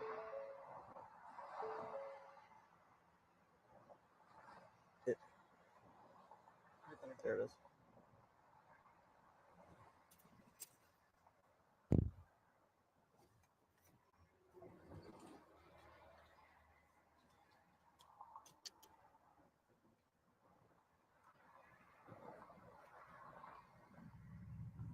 All right, so you're seeing the search helicopter above,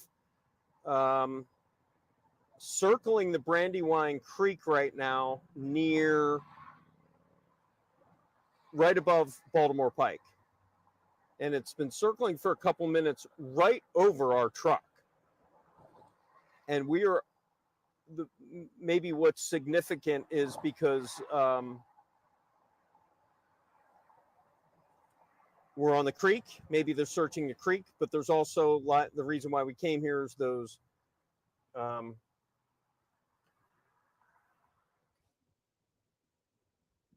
train tracks that we're in front of right now. I was talking to the owner of this garage that we're at, and they were telling us that there was a bunch of cops just going up and down, looking down the railroads. There's still a patrolman here just in case, so they can keep an eye on. Probably, I'm sure he'll be here for a while. So is there a patrolman There's here? there's still a state trooper. Okay, so Aaron, Sachs videographer, just got out. He was shooting some video, was telling me just to the right of us right here, there's another state trooper on the railroad tracks behind us. And I could only, assuming there's not just one, there's a lot of them up and down these railroad tracks, just like we saw,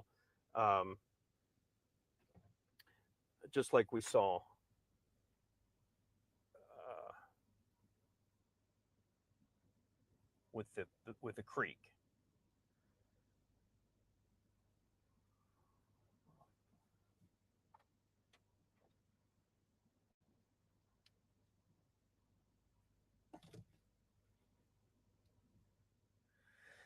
So I'm gonna, I don't know if you can hear.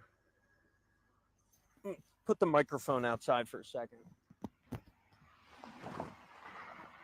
No, you probably hear the traffic more than that, but right now we have a helicopter circling above us.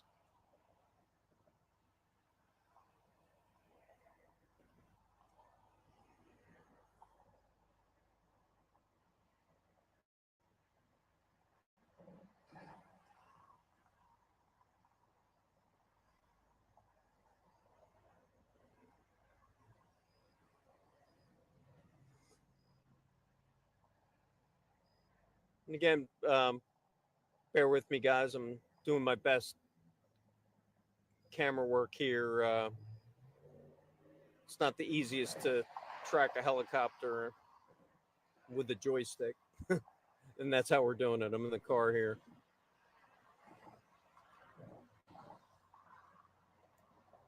Yeah, I know that's not. This isn't the media. This is a search helicopter. This is not a. It may not have the law enforcement markings on it, but this is a search helicopter. This may be the one from another state. But yes, it is a privately registered helicopter, but it is this Bell Jet Lone Ranger is on the search.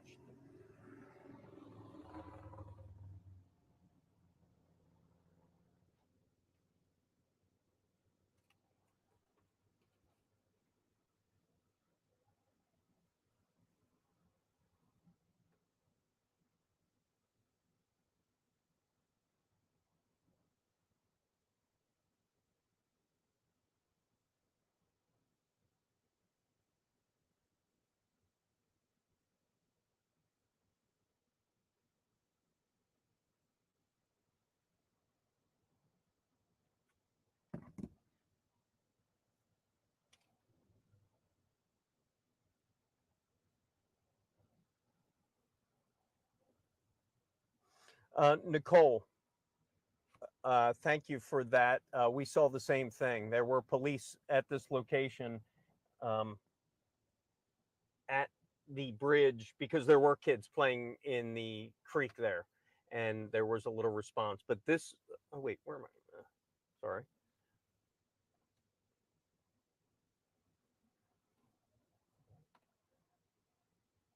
But this guy's been here for 24 hours now, someone on this bridge. But yeah, there was a response for kids playing in the creek. We actually saw them ourselves, but nothing more than just playing in the creek during a manhunt for a convicted killer.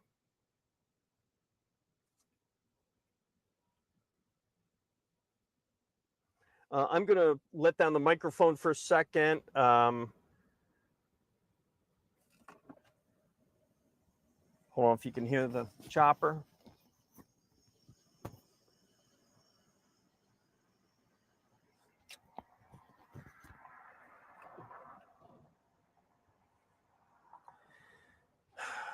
All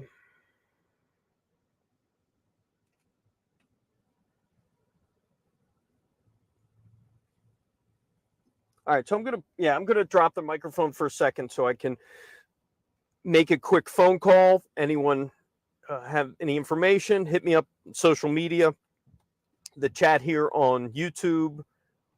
But I'll be right back.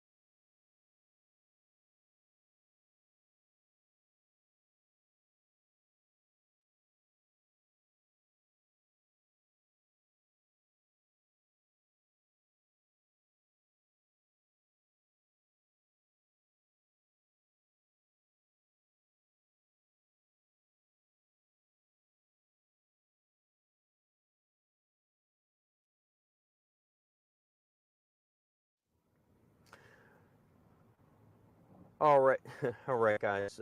Back with you live. We are on the side of the road. Photographer Aaron Sachs and I. All right, guys. And there's my voice. We're along Baltimore Pike and right over the Brandywine Creek, where you see a state trooper that has been there for 24 hours now, at least someone.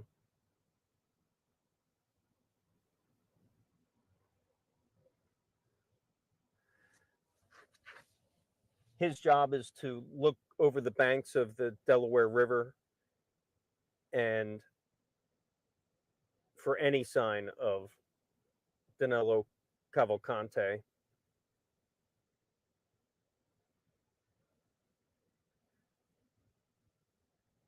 It has now been a week since he's escaped from the Chester County prison, and today officials gave some details on that.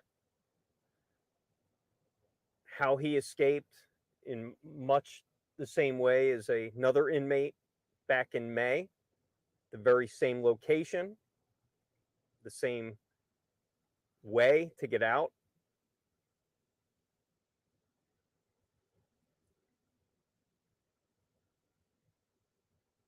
And right now, I think I could probably speak for a lot of people. It's the frustration is starting to kick in. Exhaustion is starting to kick in. There has been no confirmed sightings today. We've been kind of doing the cat and mouse game with chasing scanner traffic, law enforcement, trying to, and tips that we get, but still no Danelo Cavalcante. You know, some of the things that law enforcement are worried about. Did he get did he get a phone? What kind of supplies does he have with him now? It's been a week, so he's had a chance to adjust to his situation. So those are the kinds of things that law enforcement are thinking about. Being out here over the last few nights, these are the times when things get active with sightings, because he was known to move at night. And that is when people have caught him on trail cameras, Ring doorbell cameras, things of that nature. And then we inevitably hear about the details of those the following night or the following day.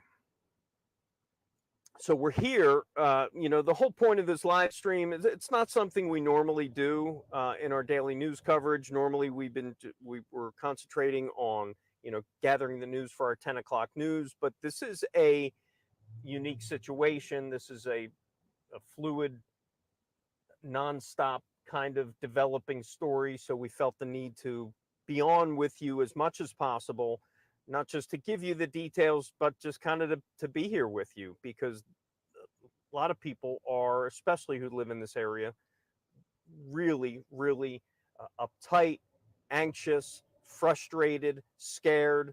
So anything we can do to provide some sort of details or any ongoing coverage for people living in this area, we thought that it was important to kind of keep this feed alive. And we have the technology. We're sitting in our news vehicle right now, several cameras on it. We're monitoring scanner traffic. We're monitoring our police sources, viewers giving us information. So we really, we appreciate it. So anyone with any questions, hit me up. Probably the best place to do it would be YouTube. I'm going to go on Facebook. Maybe some people there have some questions, but anyone on YouTube, if you have a question, how things are going, anything behind the scenes, what is my name? My name is Chris O'Connell. I'm with Fox 29 News. I grew up in this area, not too far from here. My first job was a mile away from here, so I'm very familiar with this area.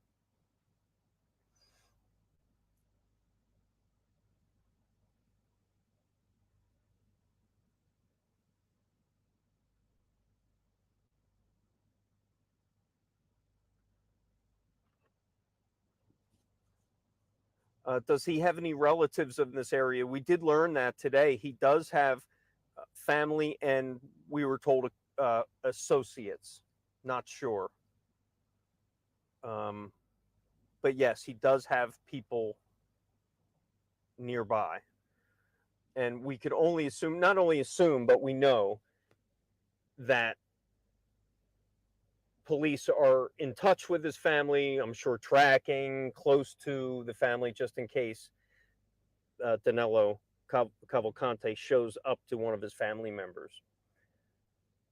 A question a lot of you had, and it's really a concern of mine as a pet owner. I have a Labrador Retriever. His name is Chester. When I heard that the search efforts of taking its toll on a canine search dog, search canine, it kind of broke my heart. He suffered this canine. I'm not sure if it was a law enforcement dog. We think it was, but it was a canine involved in the search that had heat-related injuries yesterday because of the extreme heat, and I think collapsed and needed to be hospitalized. And I believe that dog is still hospitalized at this time. So it was a law enforcement dog. Okay, thank you for someone bring. Did I give out my password? I probably did. I didn't, but yeah, Chester's my man.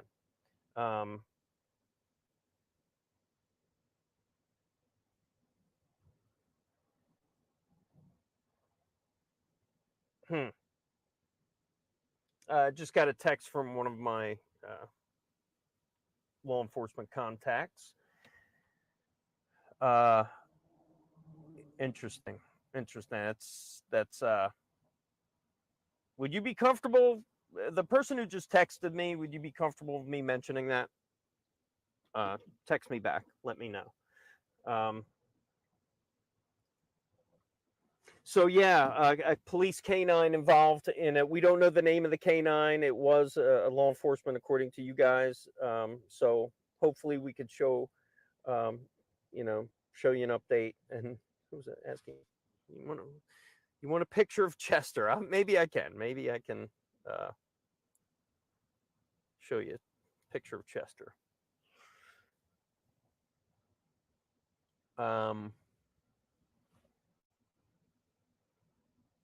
Hold on just a second. I got someone coming up to me. Hold on. I'll be right back.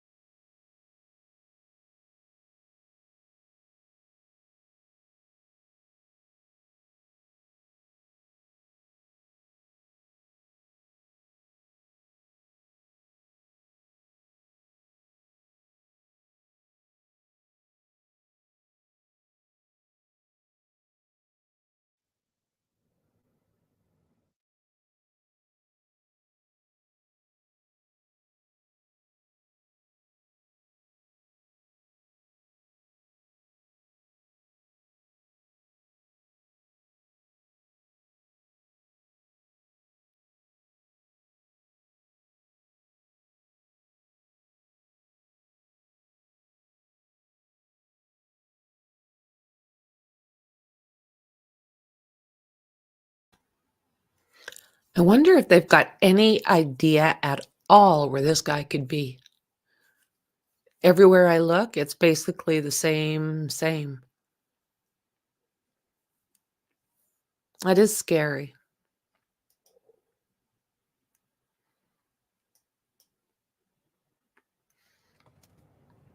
Hey guys, back with you live.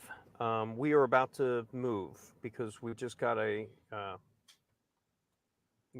tip that there could be some movement. There could be a search.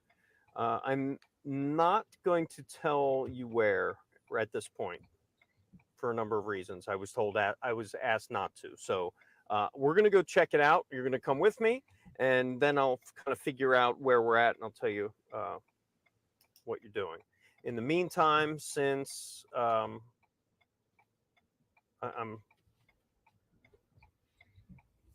yeah, okay.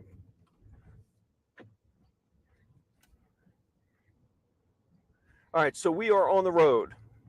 Where do you know? You already know? I don't know. Maybe you know.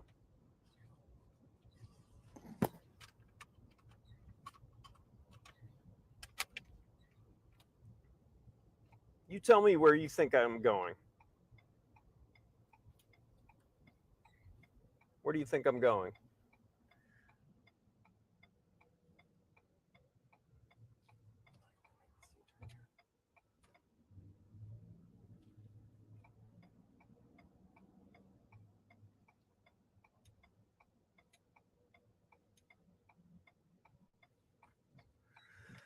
All right, guys, just to let you know, we got, as we've been, it's a cat and mouse game, plain and simple.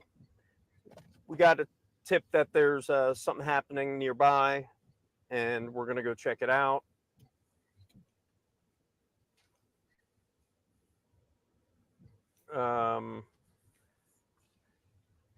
This is like watching a dog chase its tail. Holy. Was that? Did we just see a lot of response over here? Yeah, they're all leaving from this section over there. Okay, so we may have some movement. I gotta listen to something, guys. Just stand by.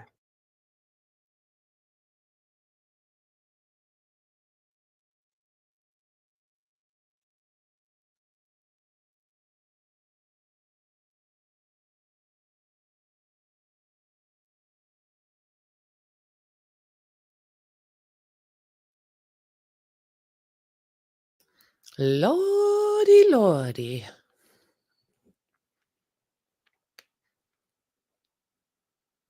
Do you guys think they'll catch him tonight?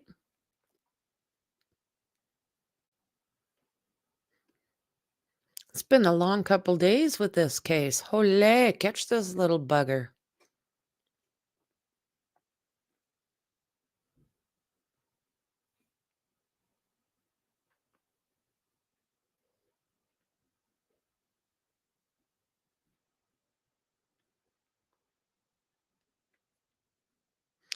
What I really don't like is it's getting closer, like, into town. And it sounds like, was she from this area? That's kinda what it was sounding like.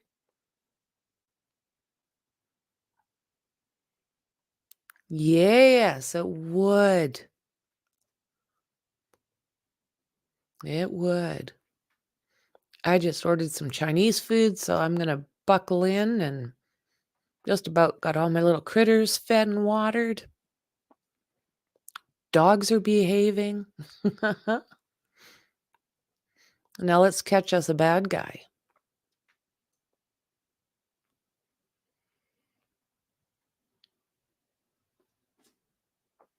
Eh?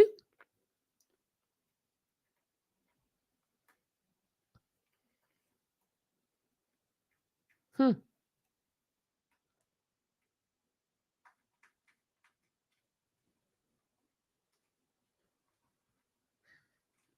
I got Shanghai noodles with shrimp and pork dumplings.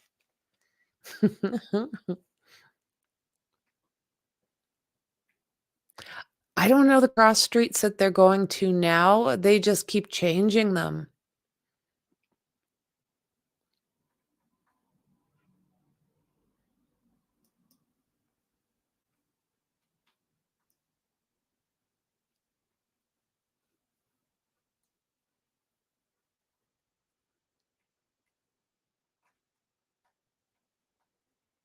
What are you having?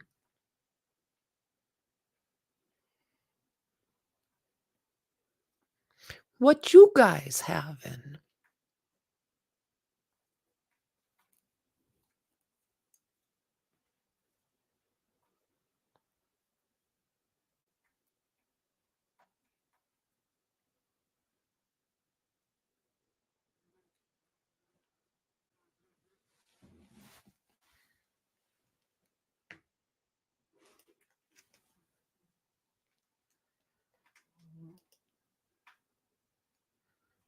Hmm.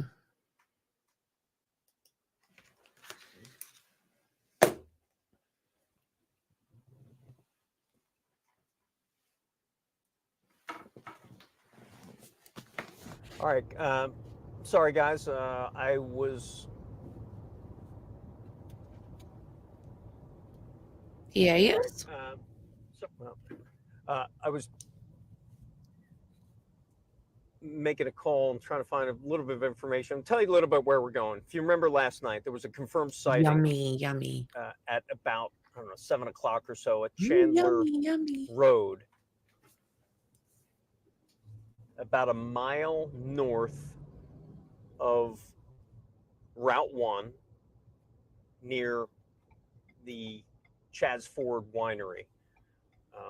This is where we are. This is Chandler Road. This is the last confirmed sighting last night. So, again, it's pretty dark out here, so bear with us. We heard that there may be some police activity down here.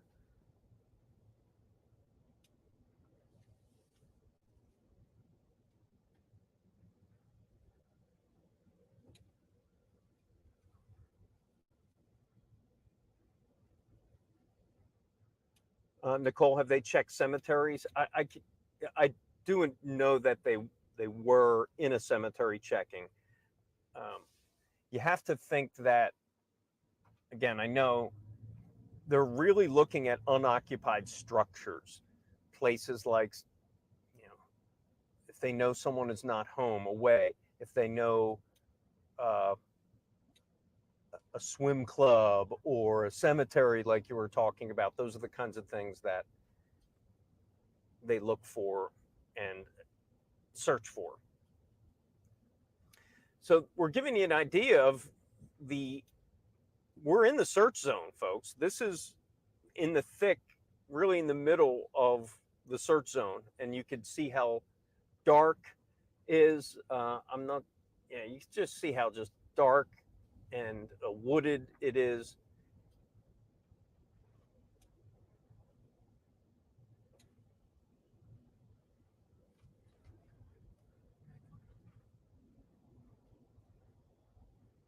And again, we're going back to where we were last night, where we saw a lot of activity. And we're not going back just because of last night. We were actually told that there may be some activity back here.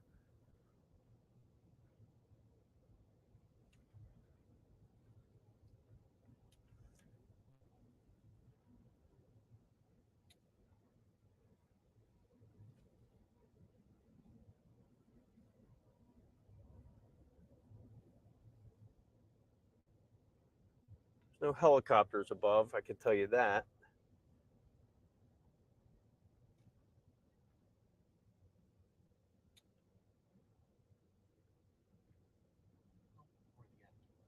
Yeah.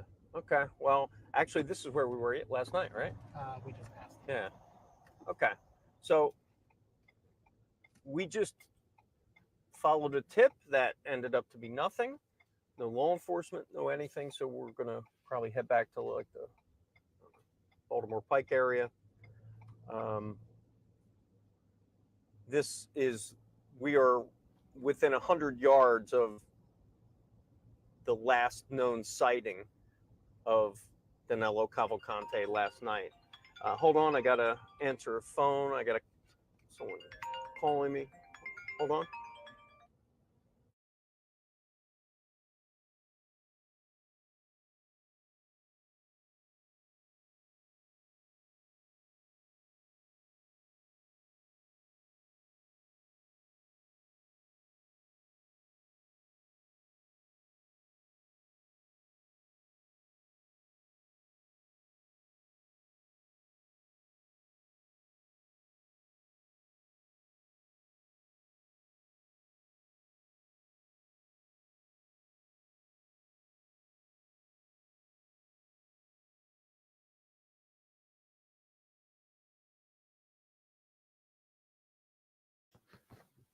Hey there, Dave. Welcome back.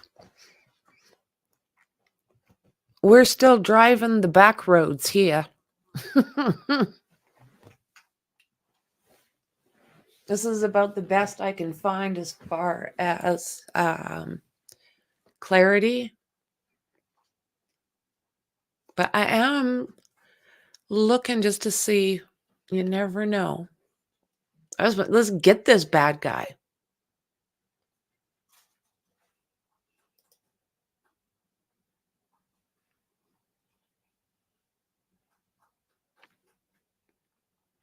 Little disturbing that he's in that kind of area where he is that familiar. I bet you her family is pooping bricks.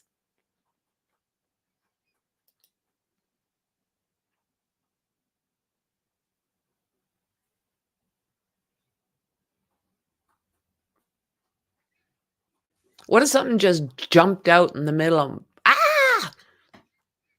It's the bad guy.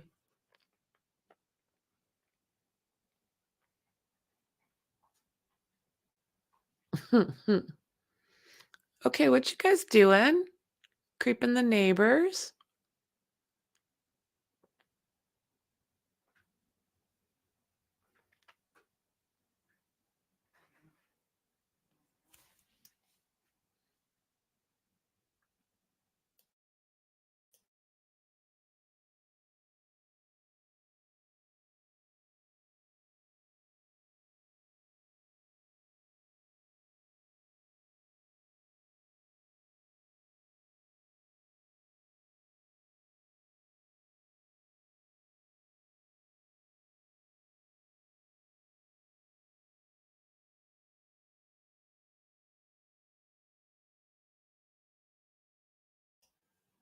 Yeah, it's a little ways on foot.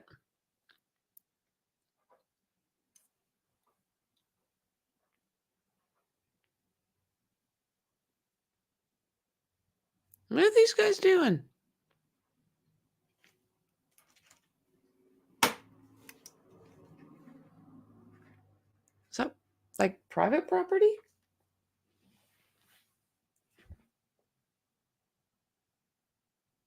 Mm-hmm. There we go. Night vision. Woohoo!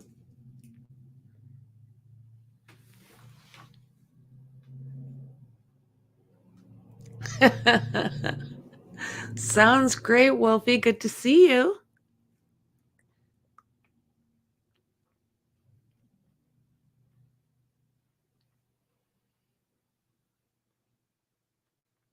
Yeah, I would just be like, what? If the guy just came darting across. It is. It's a very huge county.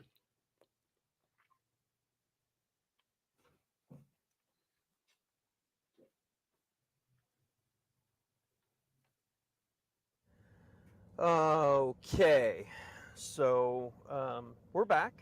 Mm-hmm. We followed a Bad tip.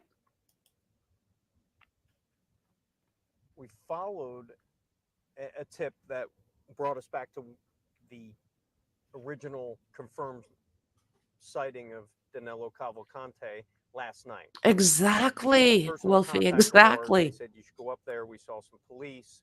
It turned out not to be the case. So, this is what we do. We investigate. We look into things. And if you just saw us turn around right there, Follow the water, you know, boys. again, this is the kind of thing where everyone is dealing with out here. When you drive down your own road, you're on your way to work. It's a much different feel right now. Why you saw us turn around is because I saw movement behind a sign that it looked like movement.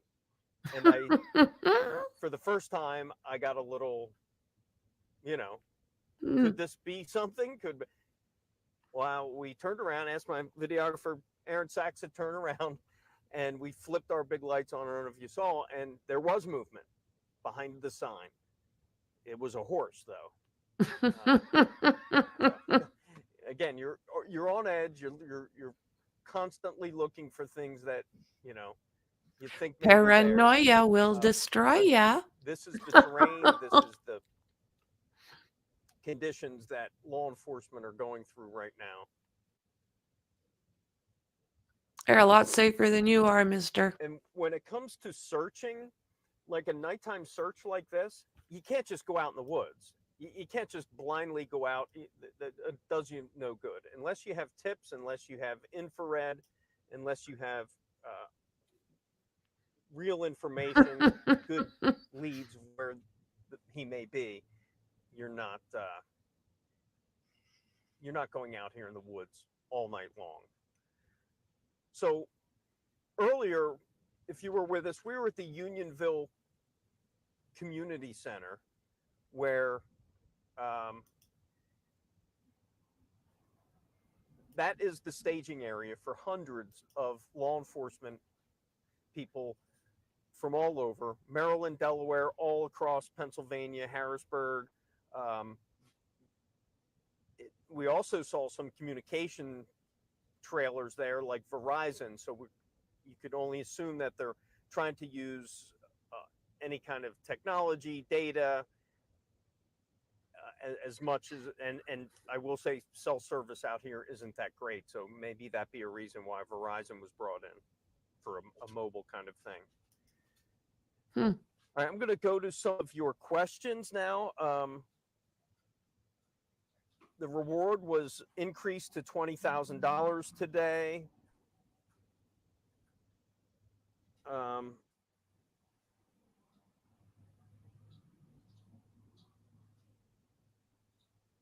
there bears in the woods? Yes, there are bears in the woods. I'm sure there are.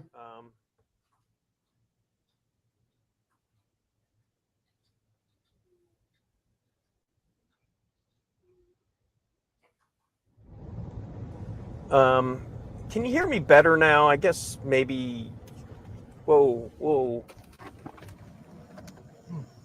Hold on. All right, we just saw some guy.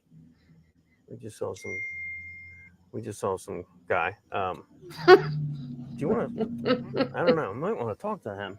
Look at him. Let's get a shot of him.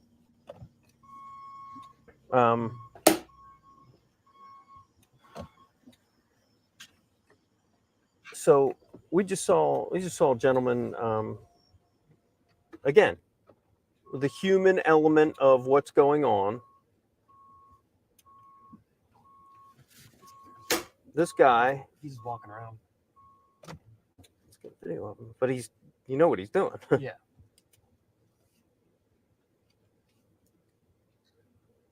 Makes you wonder So if we you didn't assume hear this something. is a homeowner Make the dranks. searching a property. Does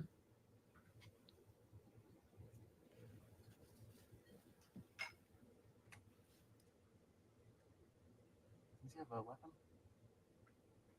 Or is that flashlight? That's a flashlight, not that.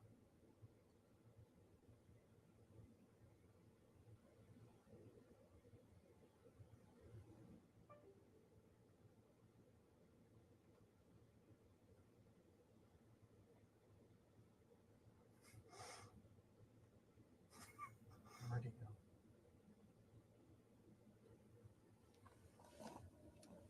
go? Anyway, you see gentlemen cruising the neighborhood with a flashlight. Maybe he's looking for the $20,000. Maybe he's protecting his neighborhood.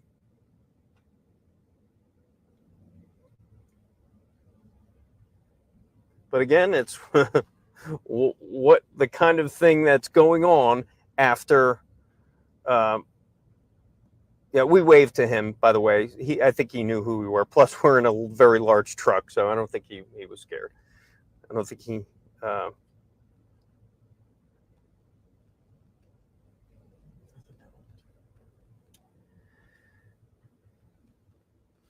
What's the bug situation, Deadwing? It's awful, as you can imagine. It's 80 degrees out here, very humid, and we have a lot of bug spray on and sunscreen today because it was real hot out. What road are we on? I don't even know. I'm not sure. I will let you know in a minute where we're at. We were on Chandler. We were on Brighton something. Brighton's Bridge Road, Chandler Road area, if you're asking. Okay. All right. So people have been asking. So hold on, just give me a minute.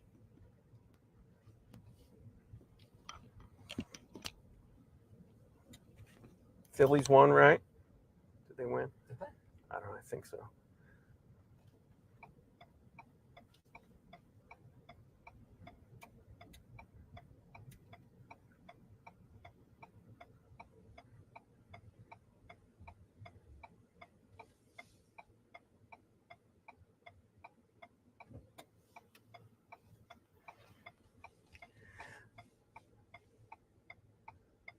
So where is this now? I think we're back at 1. Baltimore Pike? Yes. You want to go back to where we were? Yeah.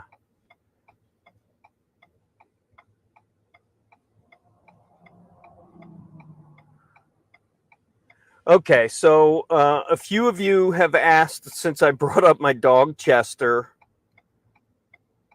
I'm going to show you a picture of Chester. I got to find one, right? Chester is a 100-pound Labrador Retriever.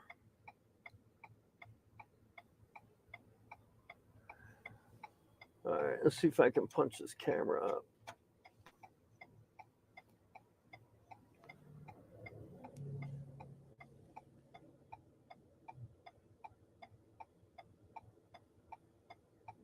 Can you guys see that?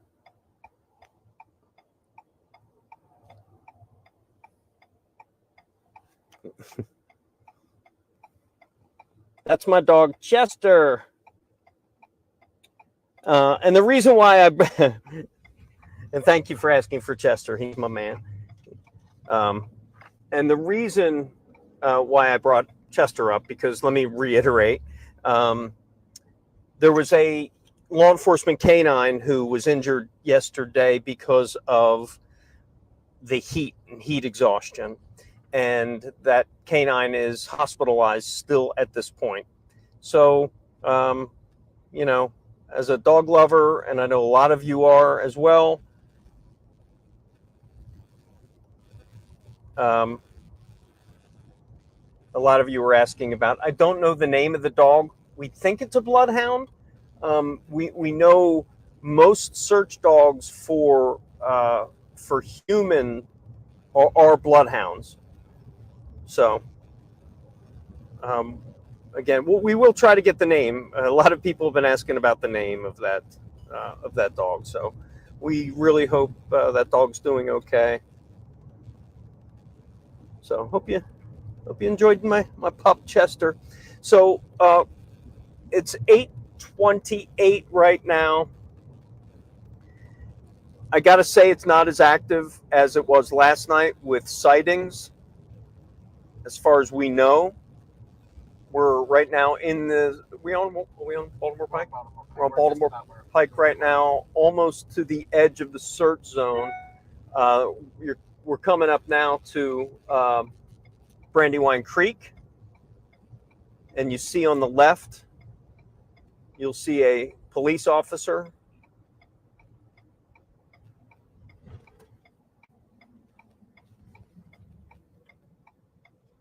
We're going to pull in here.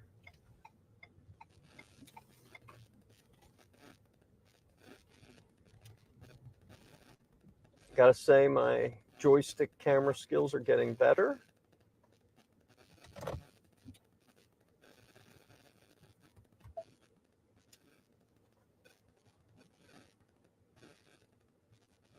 Okay. How about we give you a little update, folks? I do need to hop off here for a second. Actually, I'm going to do that right now. Hold on, I'll be right back.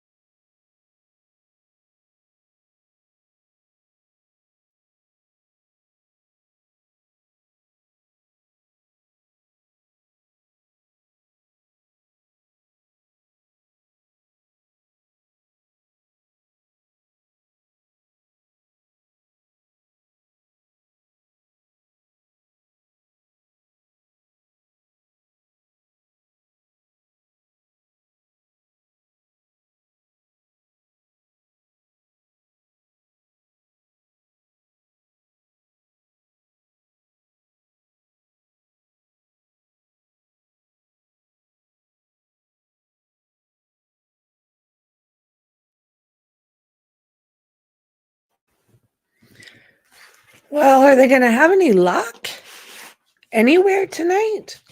I don't know if I'm expecting the reporters to find anything, but it'd be nice if the cops did.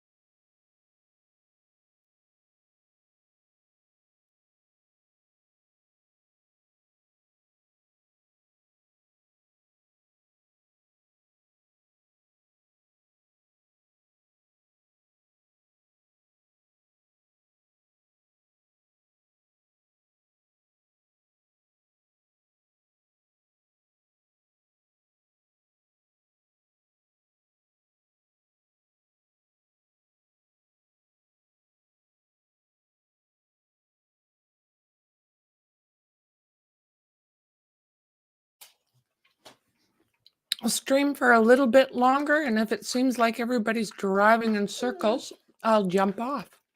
And then if that happens and anybody sees something that I need to be back for, just try and get a hold of me.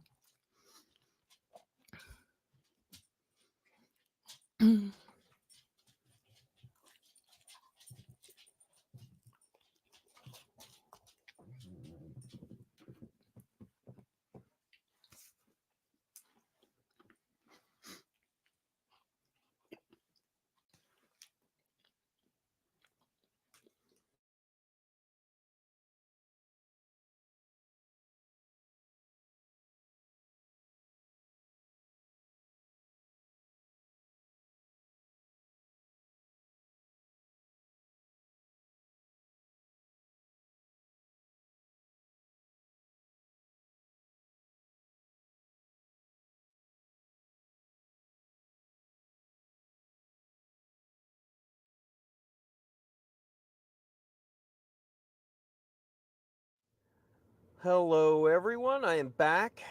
I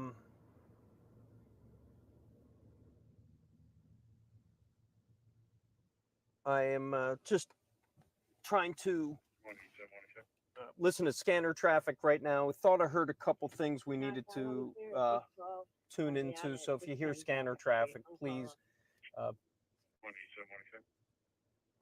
don't worry about it. I want to show you what I'm doing right now.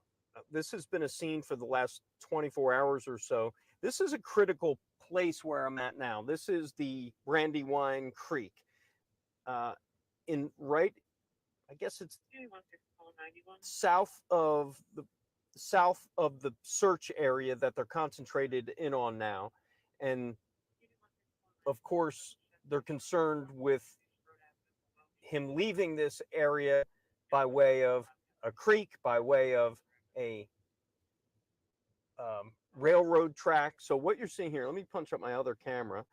Sorry, this is our night vision camera. You see, you're about to see State Trooper right now. This has been a regular thing. What he's doing, he is looking on the banks of the Brandywine Creek. He's looking over there. And he's also has another state trooper. So that's what they've been doing. So state trooper here on Baltimore Pike, right on the top of the Brandywine Creek. And here, what are we seeing here? What's going on here? Hold on. These are train tracks now. For some reason, these officers got out of their car. 3 state troopers got out of their car with their flashlights and started looking here. So bear with us. You're looking at this live. State troopers going into the woods on the banks of the Brandywine Creek. You'll also see another officer on the bridge of the Brandywine Creek with his flashlight. I'm not going to move the camera right now. I'm going to keep it on these guys.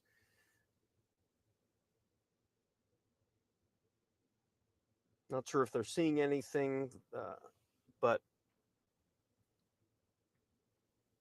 they got out of their car pretty fast.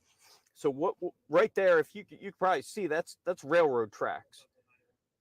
Railroad tracks as it goes over Baltimore Pike. Oh, okay. Sorry, the sound was low again. Sorry, guys, if the sound was low again. I'll repeat myself for what I'm seeing here. State troopers now on the railroad tracks with their flashlights in hand, going into the woods, going down the railroad tracks on the corner of Baltimore Pike and the Brandywine Creek. See, that's their car. There was a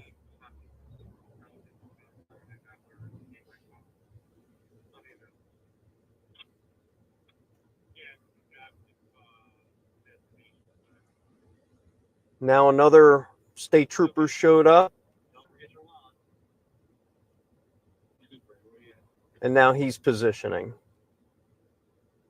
So I'm not sure if we're seeing the beginning of a response for a sighting or just a normal search, but we haven't seen this.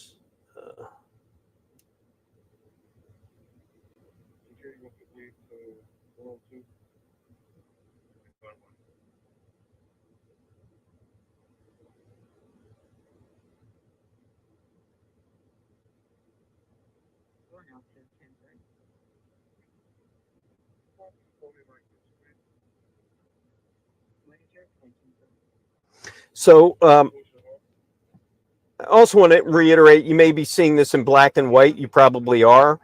This is a night vision mode we have on our camera. And when it turns to black and white, it just helps you see it a little clearer, more of like a security type. So you see, you just saw a Pennsylvania state trooper, I believe it was a state trooper, go down to the banks. That is near the Brandywine Creek, right along the railroad tracks. Let me back it up a little bit.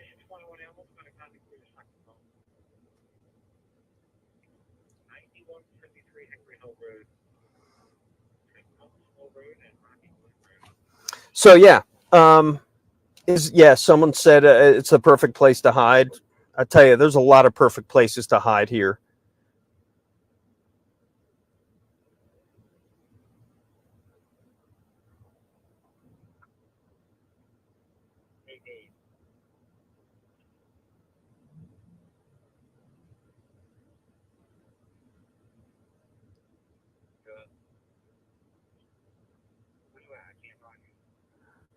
This is not an infrared camera.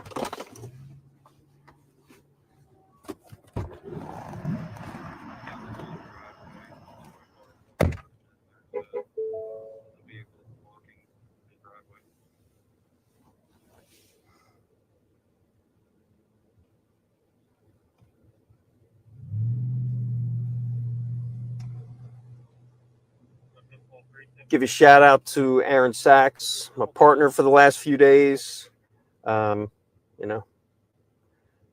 Working hard, getting the shots. Appreciate you, buddy.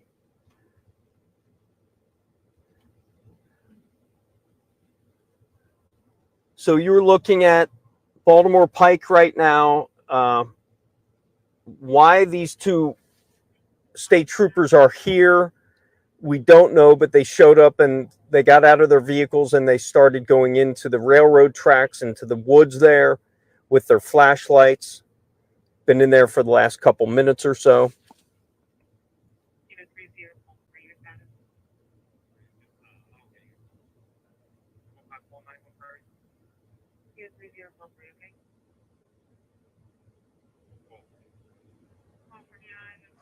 Do they think he got on a train?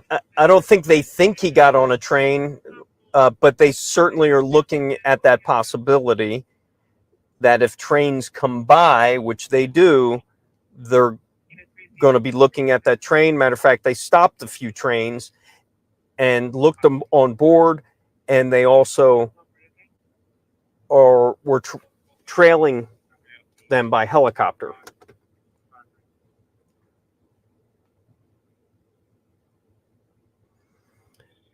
Board, and they also sorry. Just a little bit behind the scenes, guys. I have about 5 different devices working here between live streams, Facebook, Twitter, trying to get my calls coming in from the station, things like that. So apologize if I'm a little scatterbrained. I'm trying to do a lot of things at once, trying to keep you guys informed.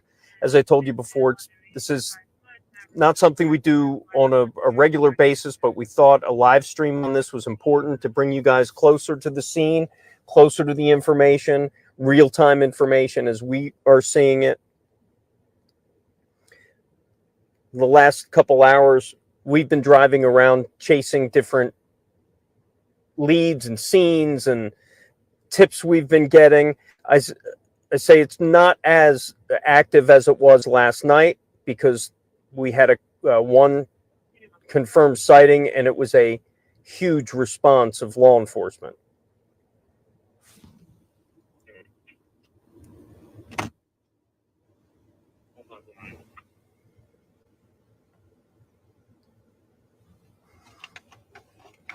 Forgive me, I gotta take a drink of water, if you don't mind.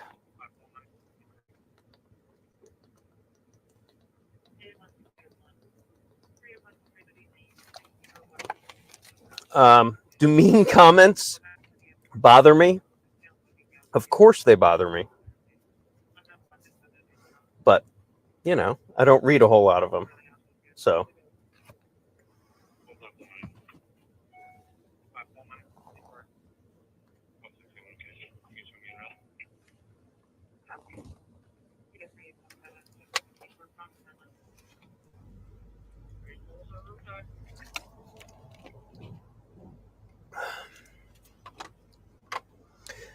All right, where are we at? Someone from Portugal chiming in. That's awesome. Thanks for having us. Thanks for coming.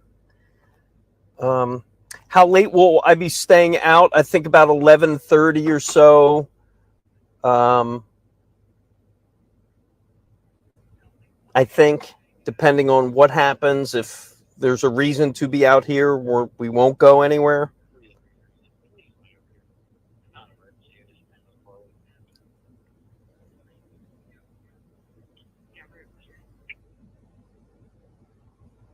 Did they catch him? No, they did not catch him. We can only hope.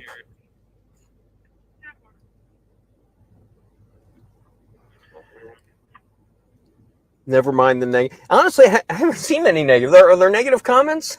If there are, well, I'll look into them. But hey, guys, we know we're just doing what by doing this stream, just kind of taking you along for the ride, taking you along a little bit behind the scenes, see behind the curtain of how we do it, and also since we are, on a manhunt and have the technology, we figured we'd do this because we thought it was important, not just to show, but for the people who live here. I've heard from so many of you who live inside the search zone, who are watching this feed right now, who are contacting me and thanking us and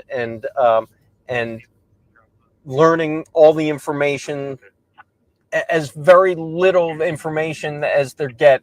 It means a lot to people. Any nuggets of information is really, it helps people feel better that, things are happening and people are looking out for them.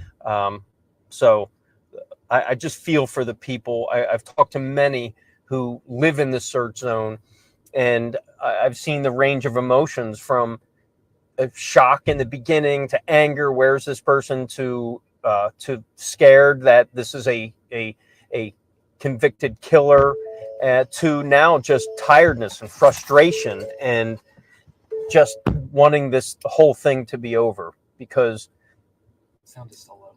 what's that? Abby just said the sound was low. Sound's still low? Oh. Well, it shouldn't be. How long ago? All right, how's the sound, everybody? Can you just give me a shout out in the chat if the sound is okay?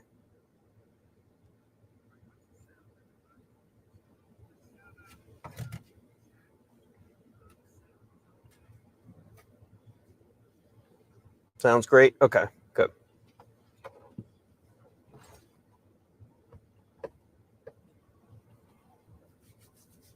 Good.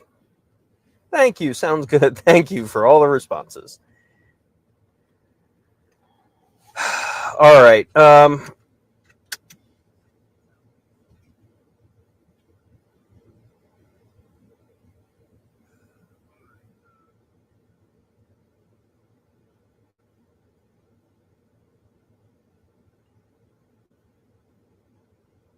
Trying to listen to some recent police scanner activity.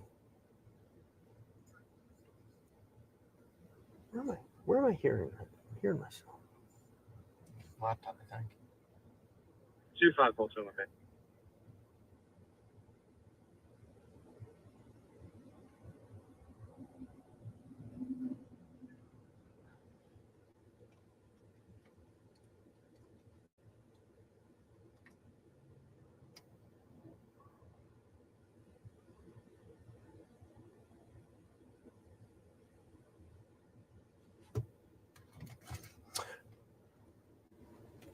All right, so what do we have here? We got another response. All right, so we're getting even more state troopers showing up to the scene. So we can only tell you what we're looking at and what we're seeing, and that is more state troopers arriving to Baltimore Pike.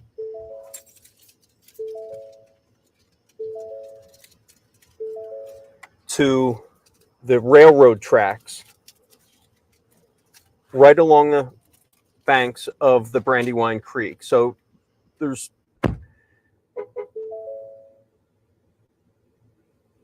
let me just show you. When we got here, there was one state trooper. Now there's one, there's two, there's three, there's four, there's five. So, and that they're all going into the woods here. So you're seeing this search as it's happening. I can tell you, at least from where we've been most of the night, this is kind of the most activity we've seen in one place.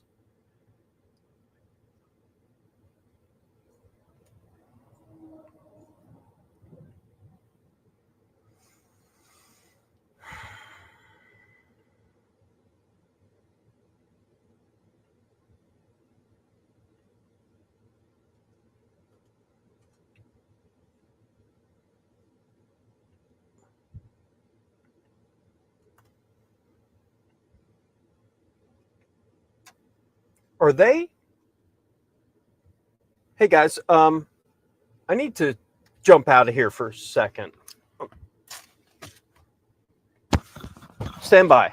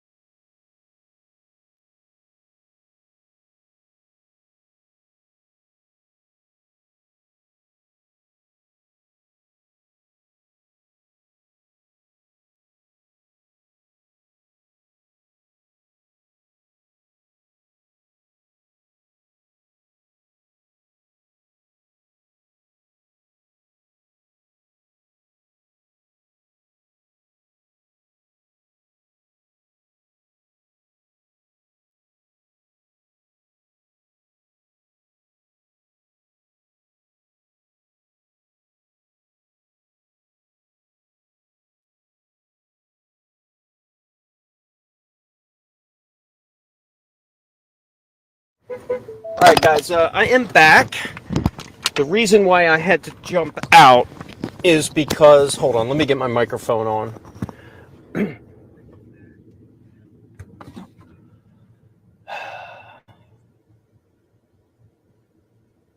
Okay, I'm back. So, reason why I got out is because I'm back. Police are over here trying to use their flashlights, what they have on them, to look in the woods. Whatever they're looking for right now is they're obviously searching for something. But what my photographer was asking is we may assist law enforcement with our lights on our vehicle right now. So I think we're gonna go over and ask them. We have a big giant light bar on our truck, and it looks like they need some help with some lights. So we may help them with some lighting real quick.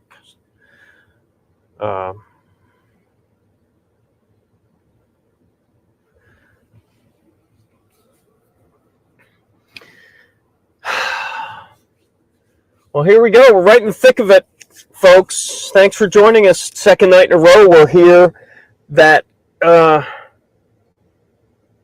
In the middle of what seems to be a response to, we're not sure if it was a sighting, but it is pretty obvious now that they're here for something. There's still 5 troopers here in the woods on those railroad tracks.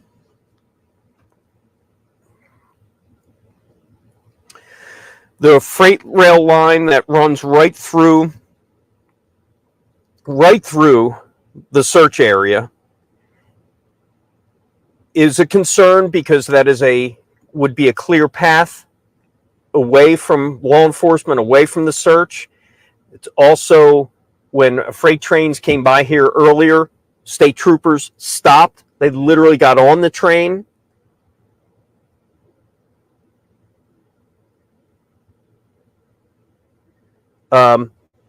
Duty Ron, thank you for getting with me. I want to respond. I got your email and I appreciate the offer. Let's try to connect.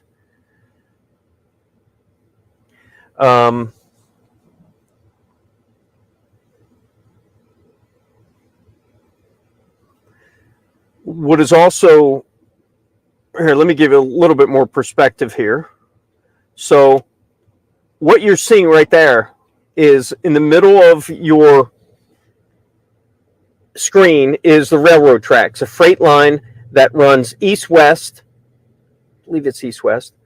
I'm sorry, north-south. North-south. Top of your screen is the north. Bottom of the screen is the south. That is the railroad track. That track, at least partially, runs right along the banks of the Brandywine Creek. To the right of that, where you see what looks like the bridge, and which is a bridge, that bridge goes over the Brandywine Creek. So, perfect conditions for someone who wants to hide, wants to try to elude police.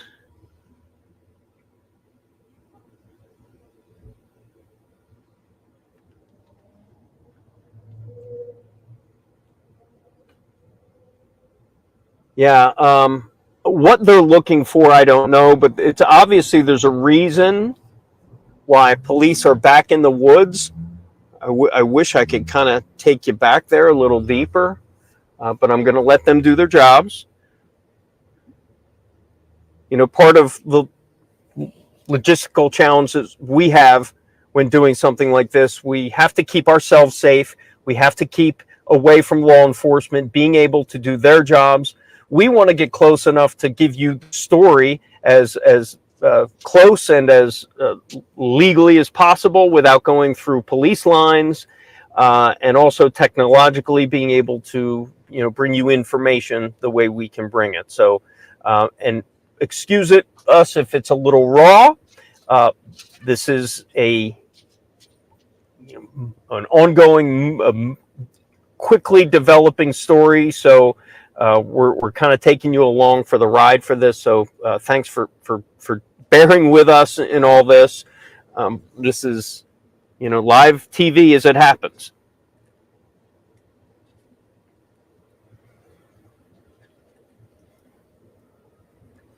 I'm going to check my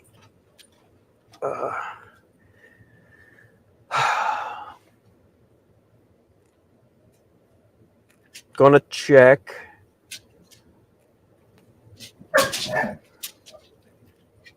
the helicopter, my flight radar that shows aircraft in the area. I do not see any helicopters, either news helicopters or search helicopters in the area right now. Don't hear any, and I don't see any in flight.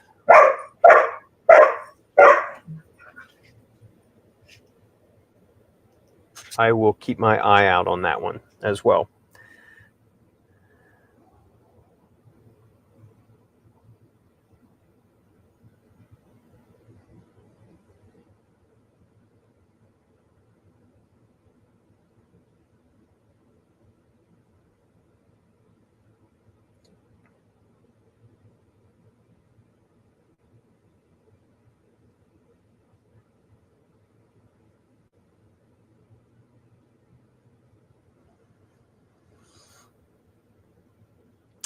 Someone's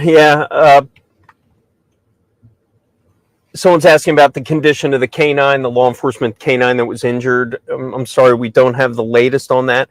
I will promise you, we will ask state troopers about that as quickly as possible.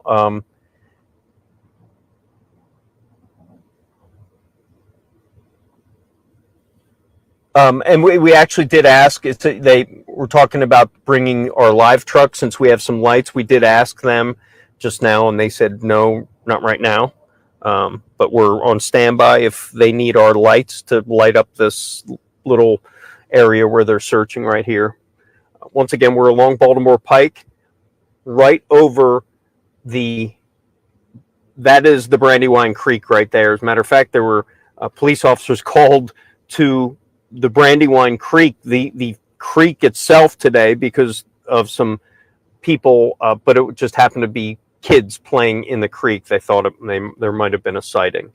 You're seeing photographer Aaron Sachs right now heading back to the scene. At some point, we're going to get ready for our live newscast at 10 o'clock. So we're going to have to kind of cut off. We'll keep the feed hot, but I'm going to have to pot down the audio for a little while.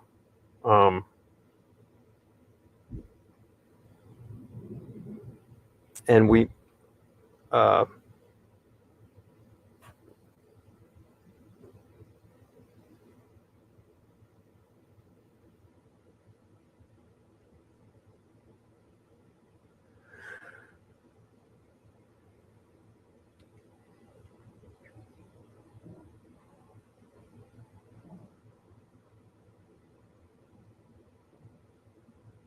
I see two state troopers come out. I think they were the original ones that went in there.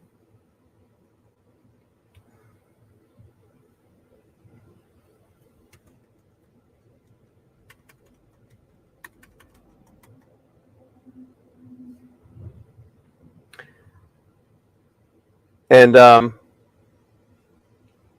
just a little piece of knowledge right there. You see that's a Pennsylvania State Trooper car. You see they're numbered. You see J2 right there.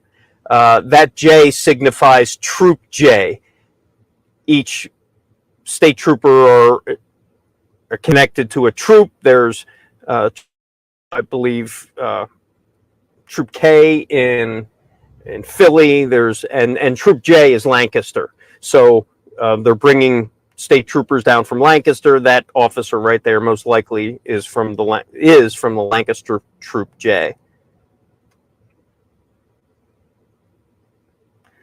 So it looks like the officers are getting back into their vehicles. They are. 3, 4. The 5th one already left. So whatever they were here doing right now, it looks like they are clearing the scene. So obviously an unfounded search, as you see state troopers starting to pull away.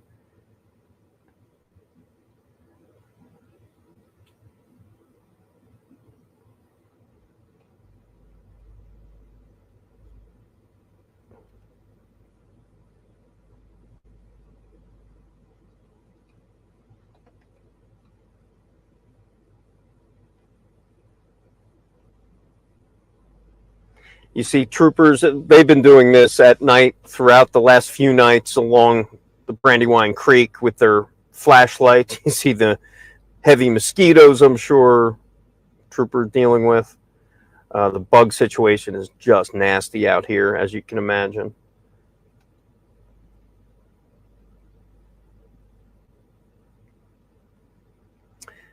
So that state trooper, okay, he was the one that was in there. I thought he may be blocking the railroad tracks, but he's pulling away. So this scene, I could say, has now officially been cleared after about a half hour of a search here in the woods near Brandywine Creek. It looks like they have now left. So no Danelo right now.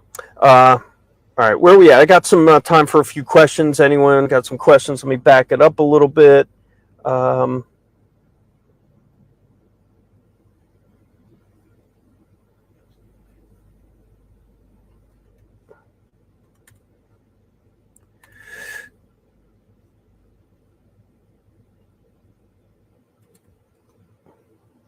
Who was okay? I'm going to go to some questions now. Is there a troop? Is there an F troop? Yes, there is. There is an F troop, and I believe they're out of Scranton, Wilkes-Barre area. Are they bringing in troopers that don't know the area? Yeah, they are, because you need hundreds of people. Not all of them know the area. Doesn't mean they can't be good in a search. Remember, a search could also mean what you're seeing right here in front of you, a state trooper in his car with a constant watch out. A search doesn't necessarily mean in the woods with night vision goggles. So yes, you can have troopers that don't know the area to be involved in the search.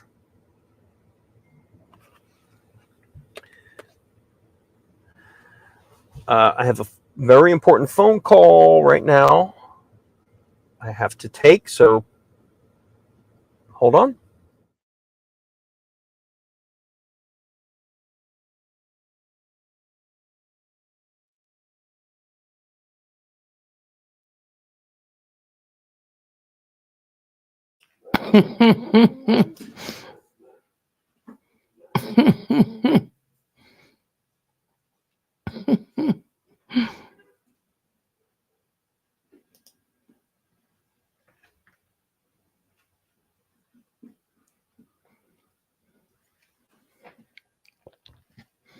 Well, guys, I think I'm going to call it. We've done 3 hours. So if anybody else continues to watch on a different stream, if you guys want to get a hold of me, a couple of you guys know how to get a hold of me, feel free to do that, because if there's some action, I have absolutely no problem jumping back up and doing this again. But I'm just literally not finding anything else at this point. So I don't know about you guys, but I'm getting tuckered. So thanks very much, everybody, for joining me all day, basically trying to see if we can, I don't know, if they can catch this guy. I mean, what? Oh, you're very, very welcome, Wolfie. So, you know what? I'll say good night for now. Like I say, get a hold of me if you guys think something's happening. And for now, I will say good night and we'll see you in the next one.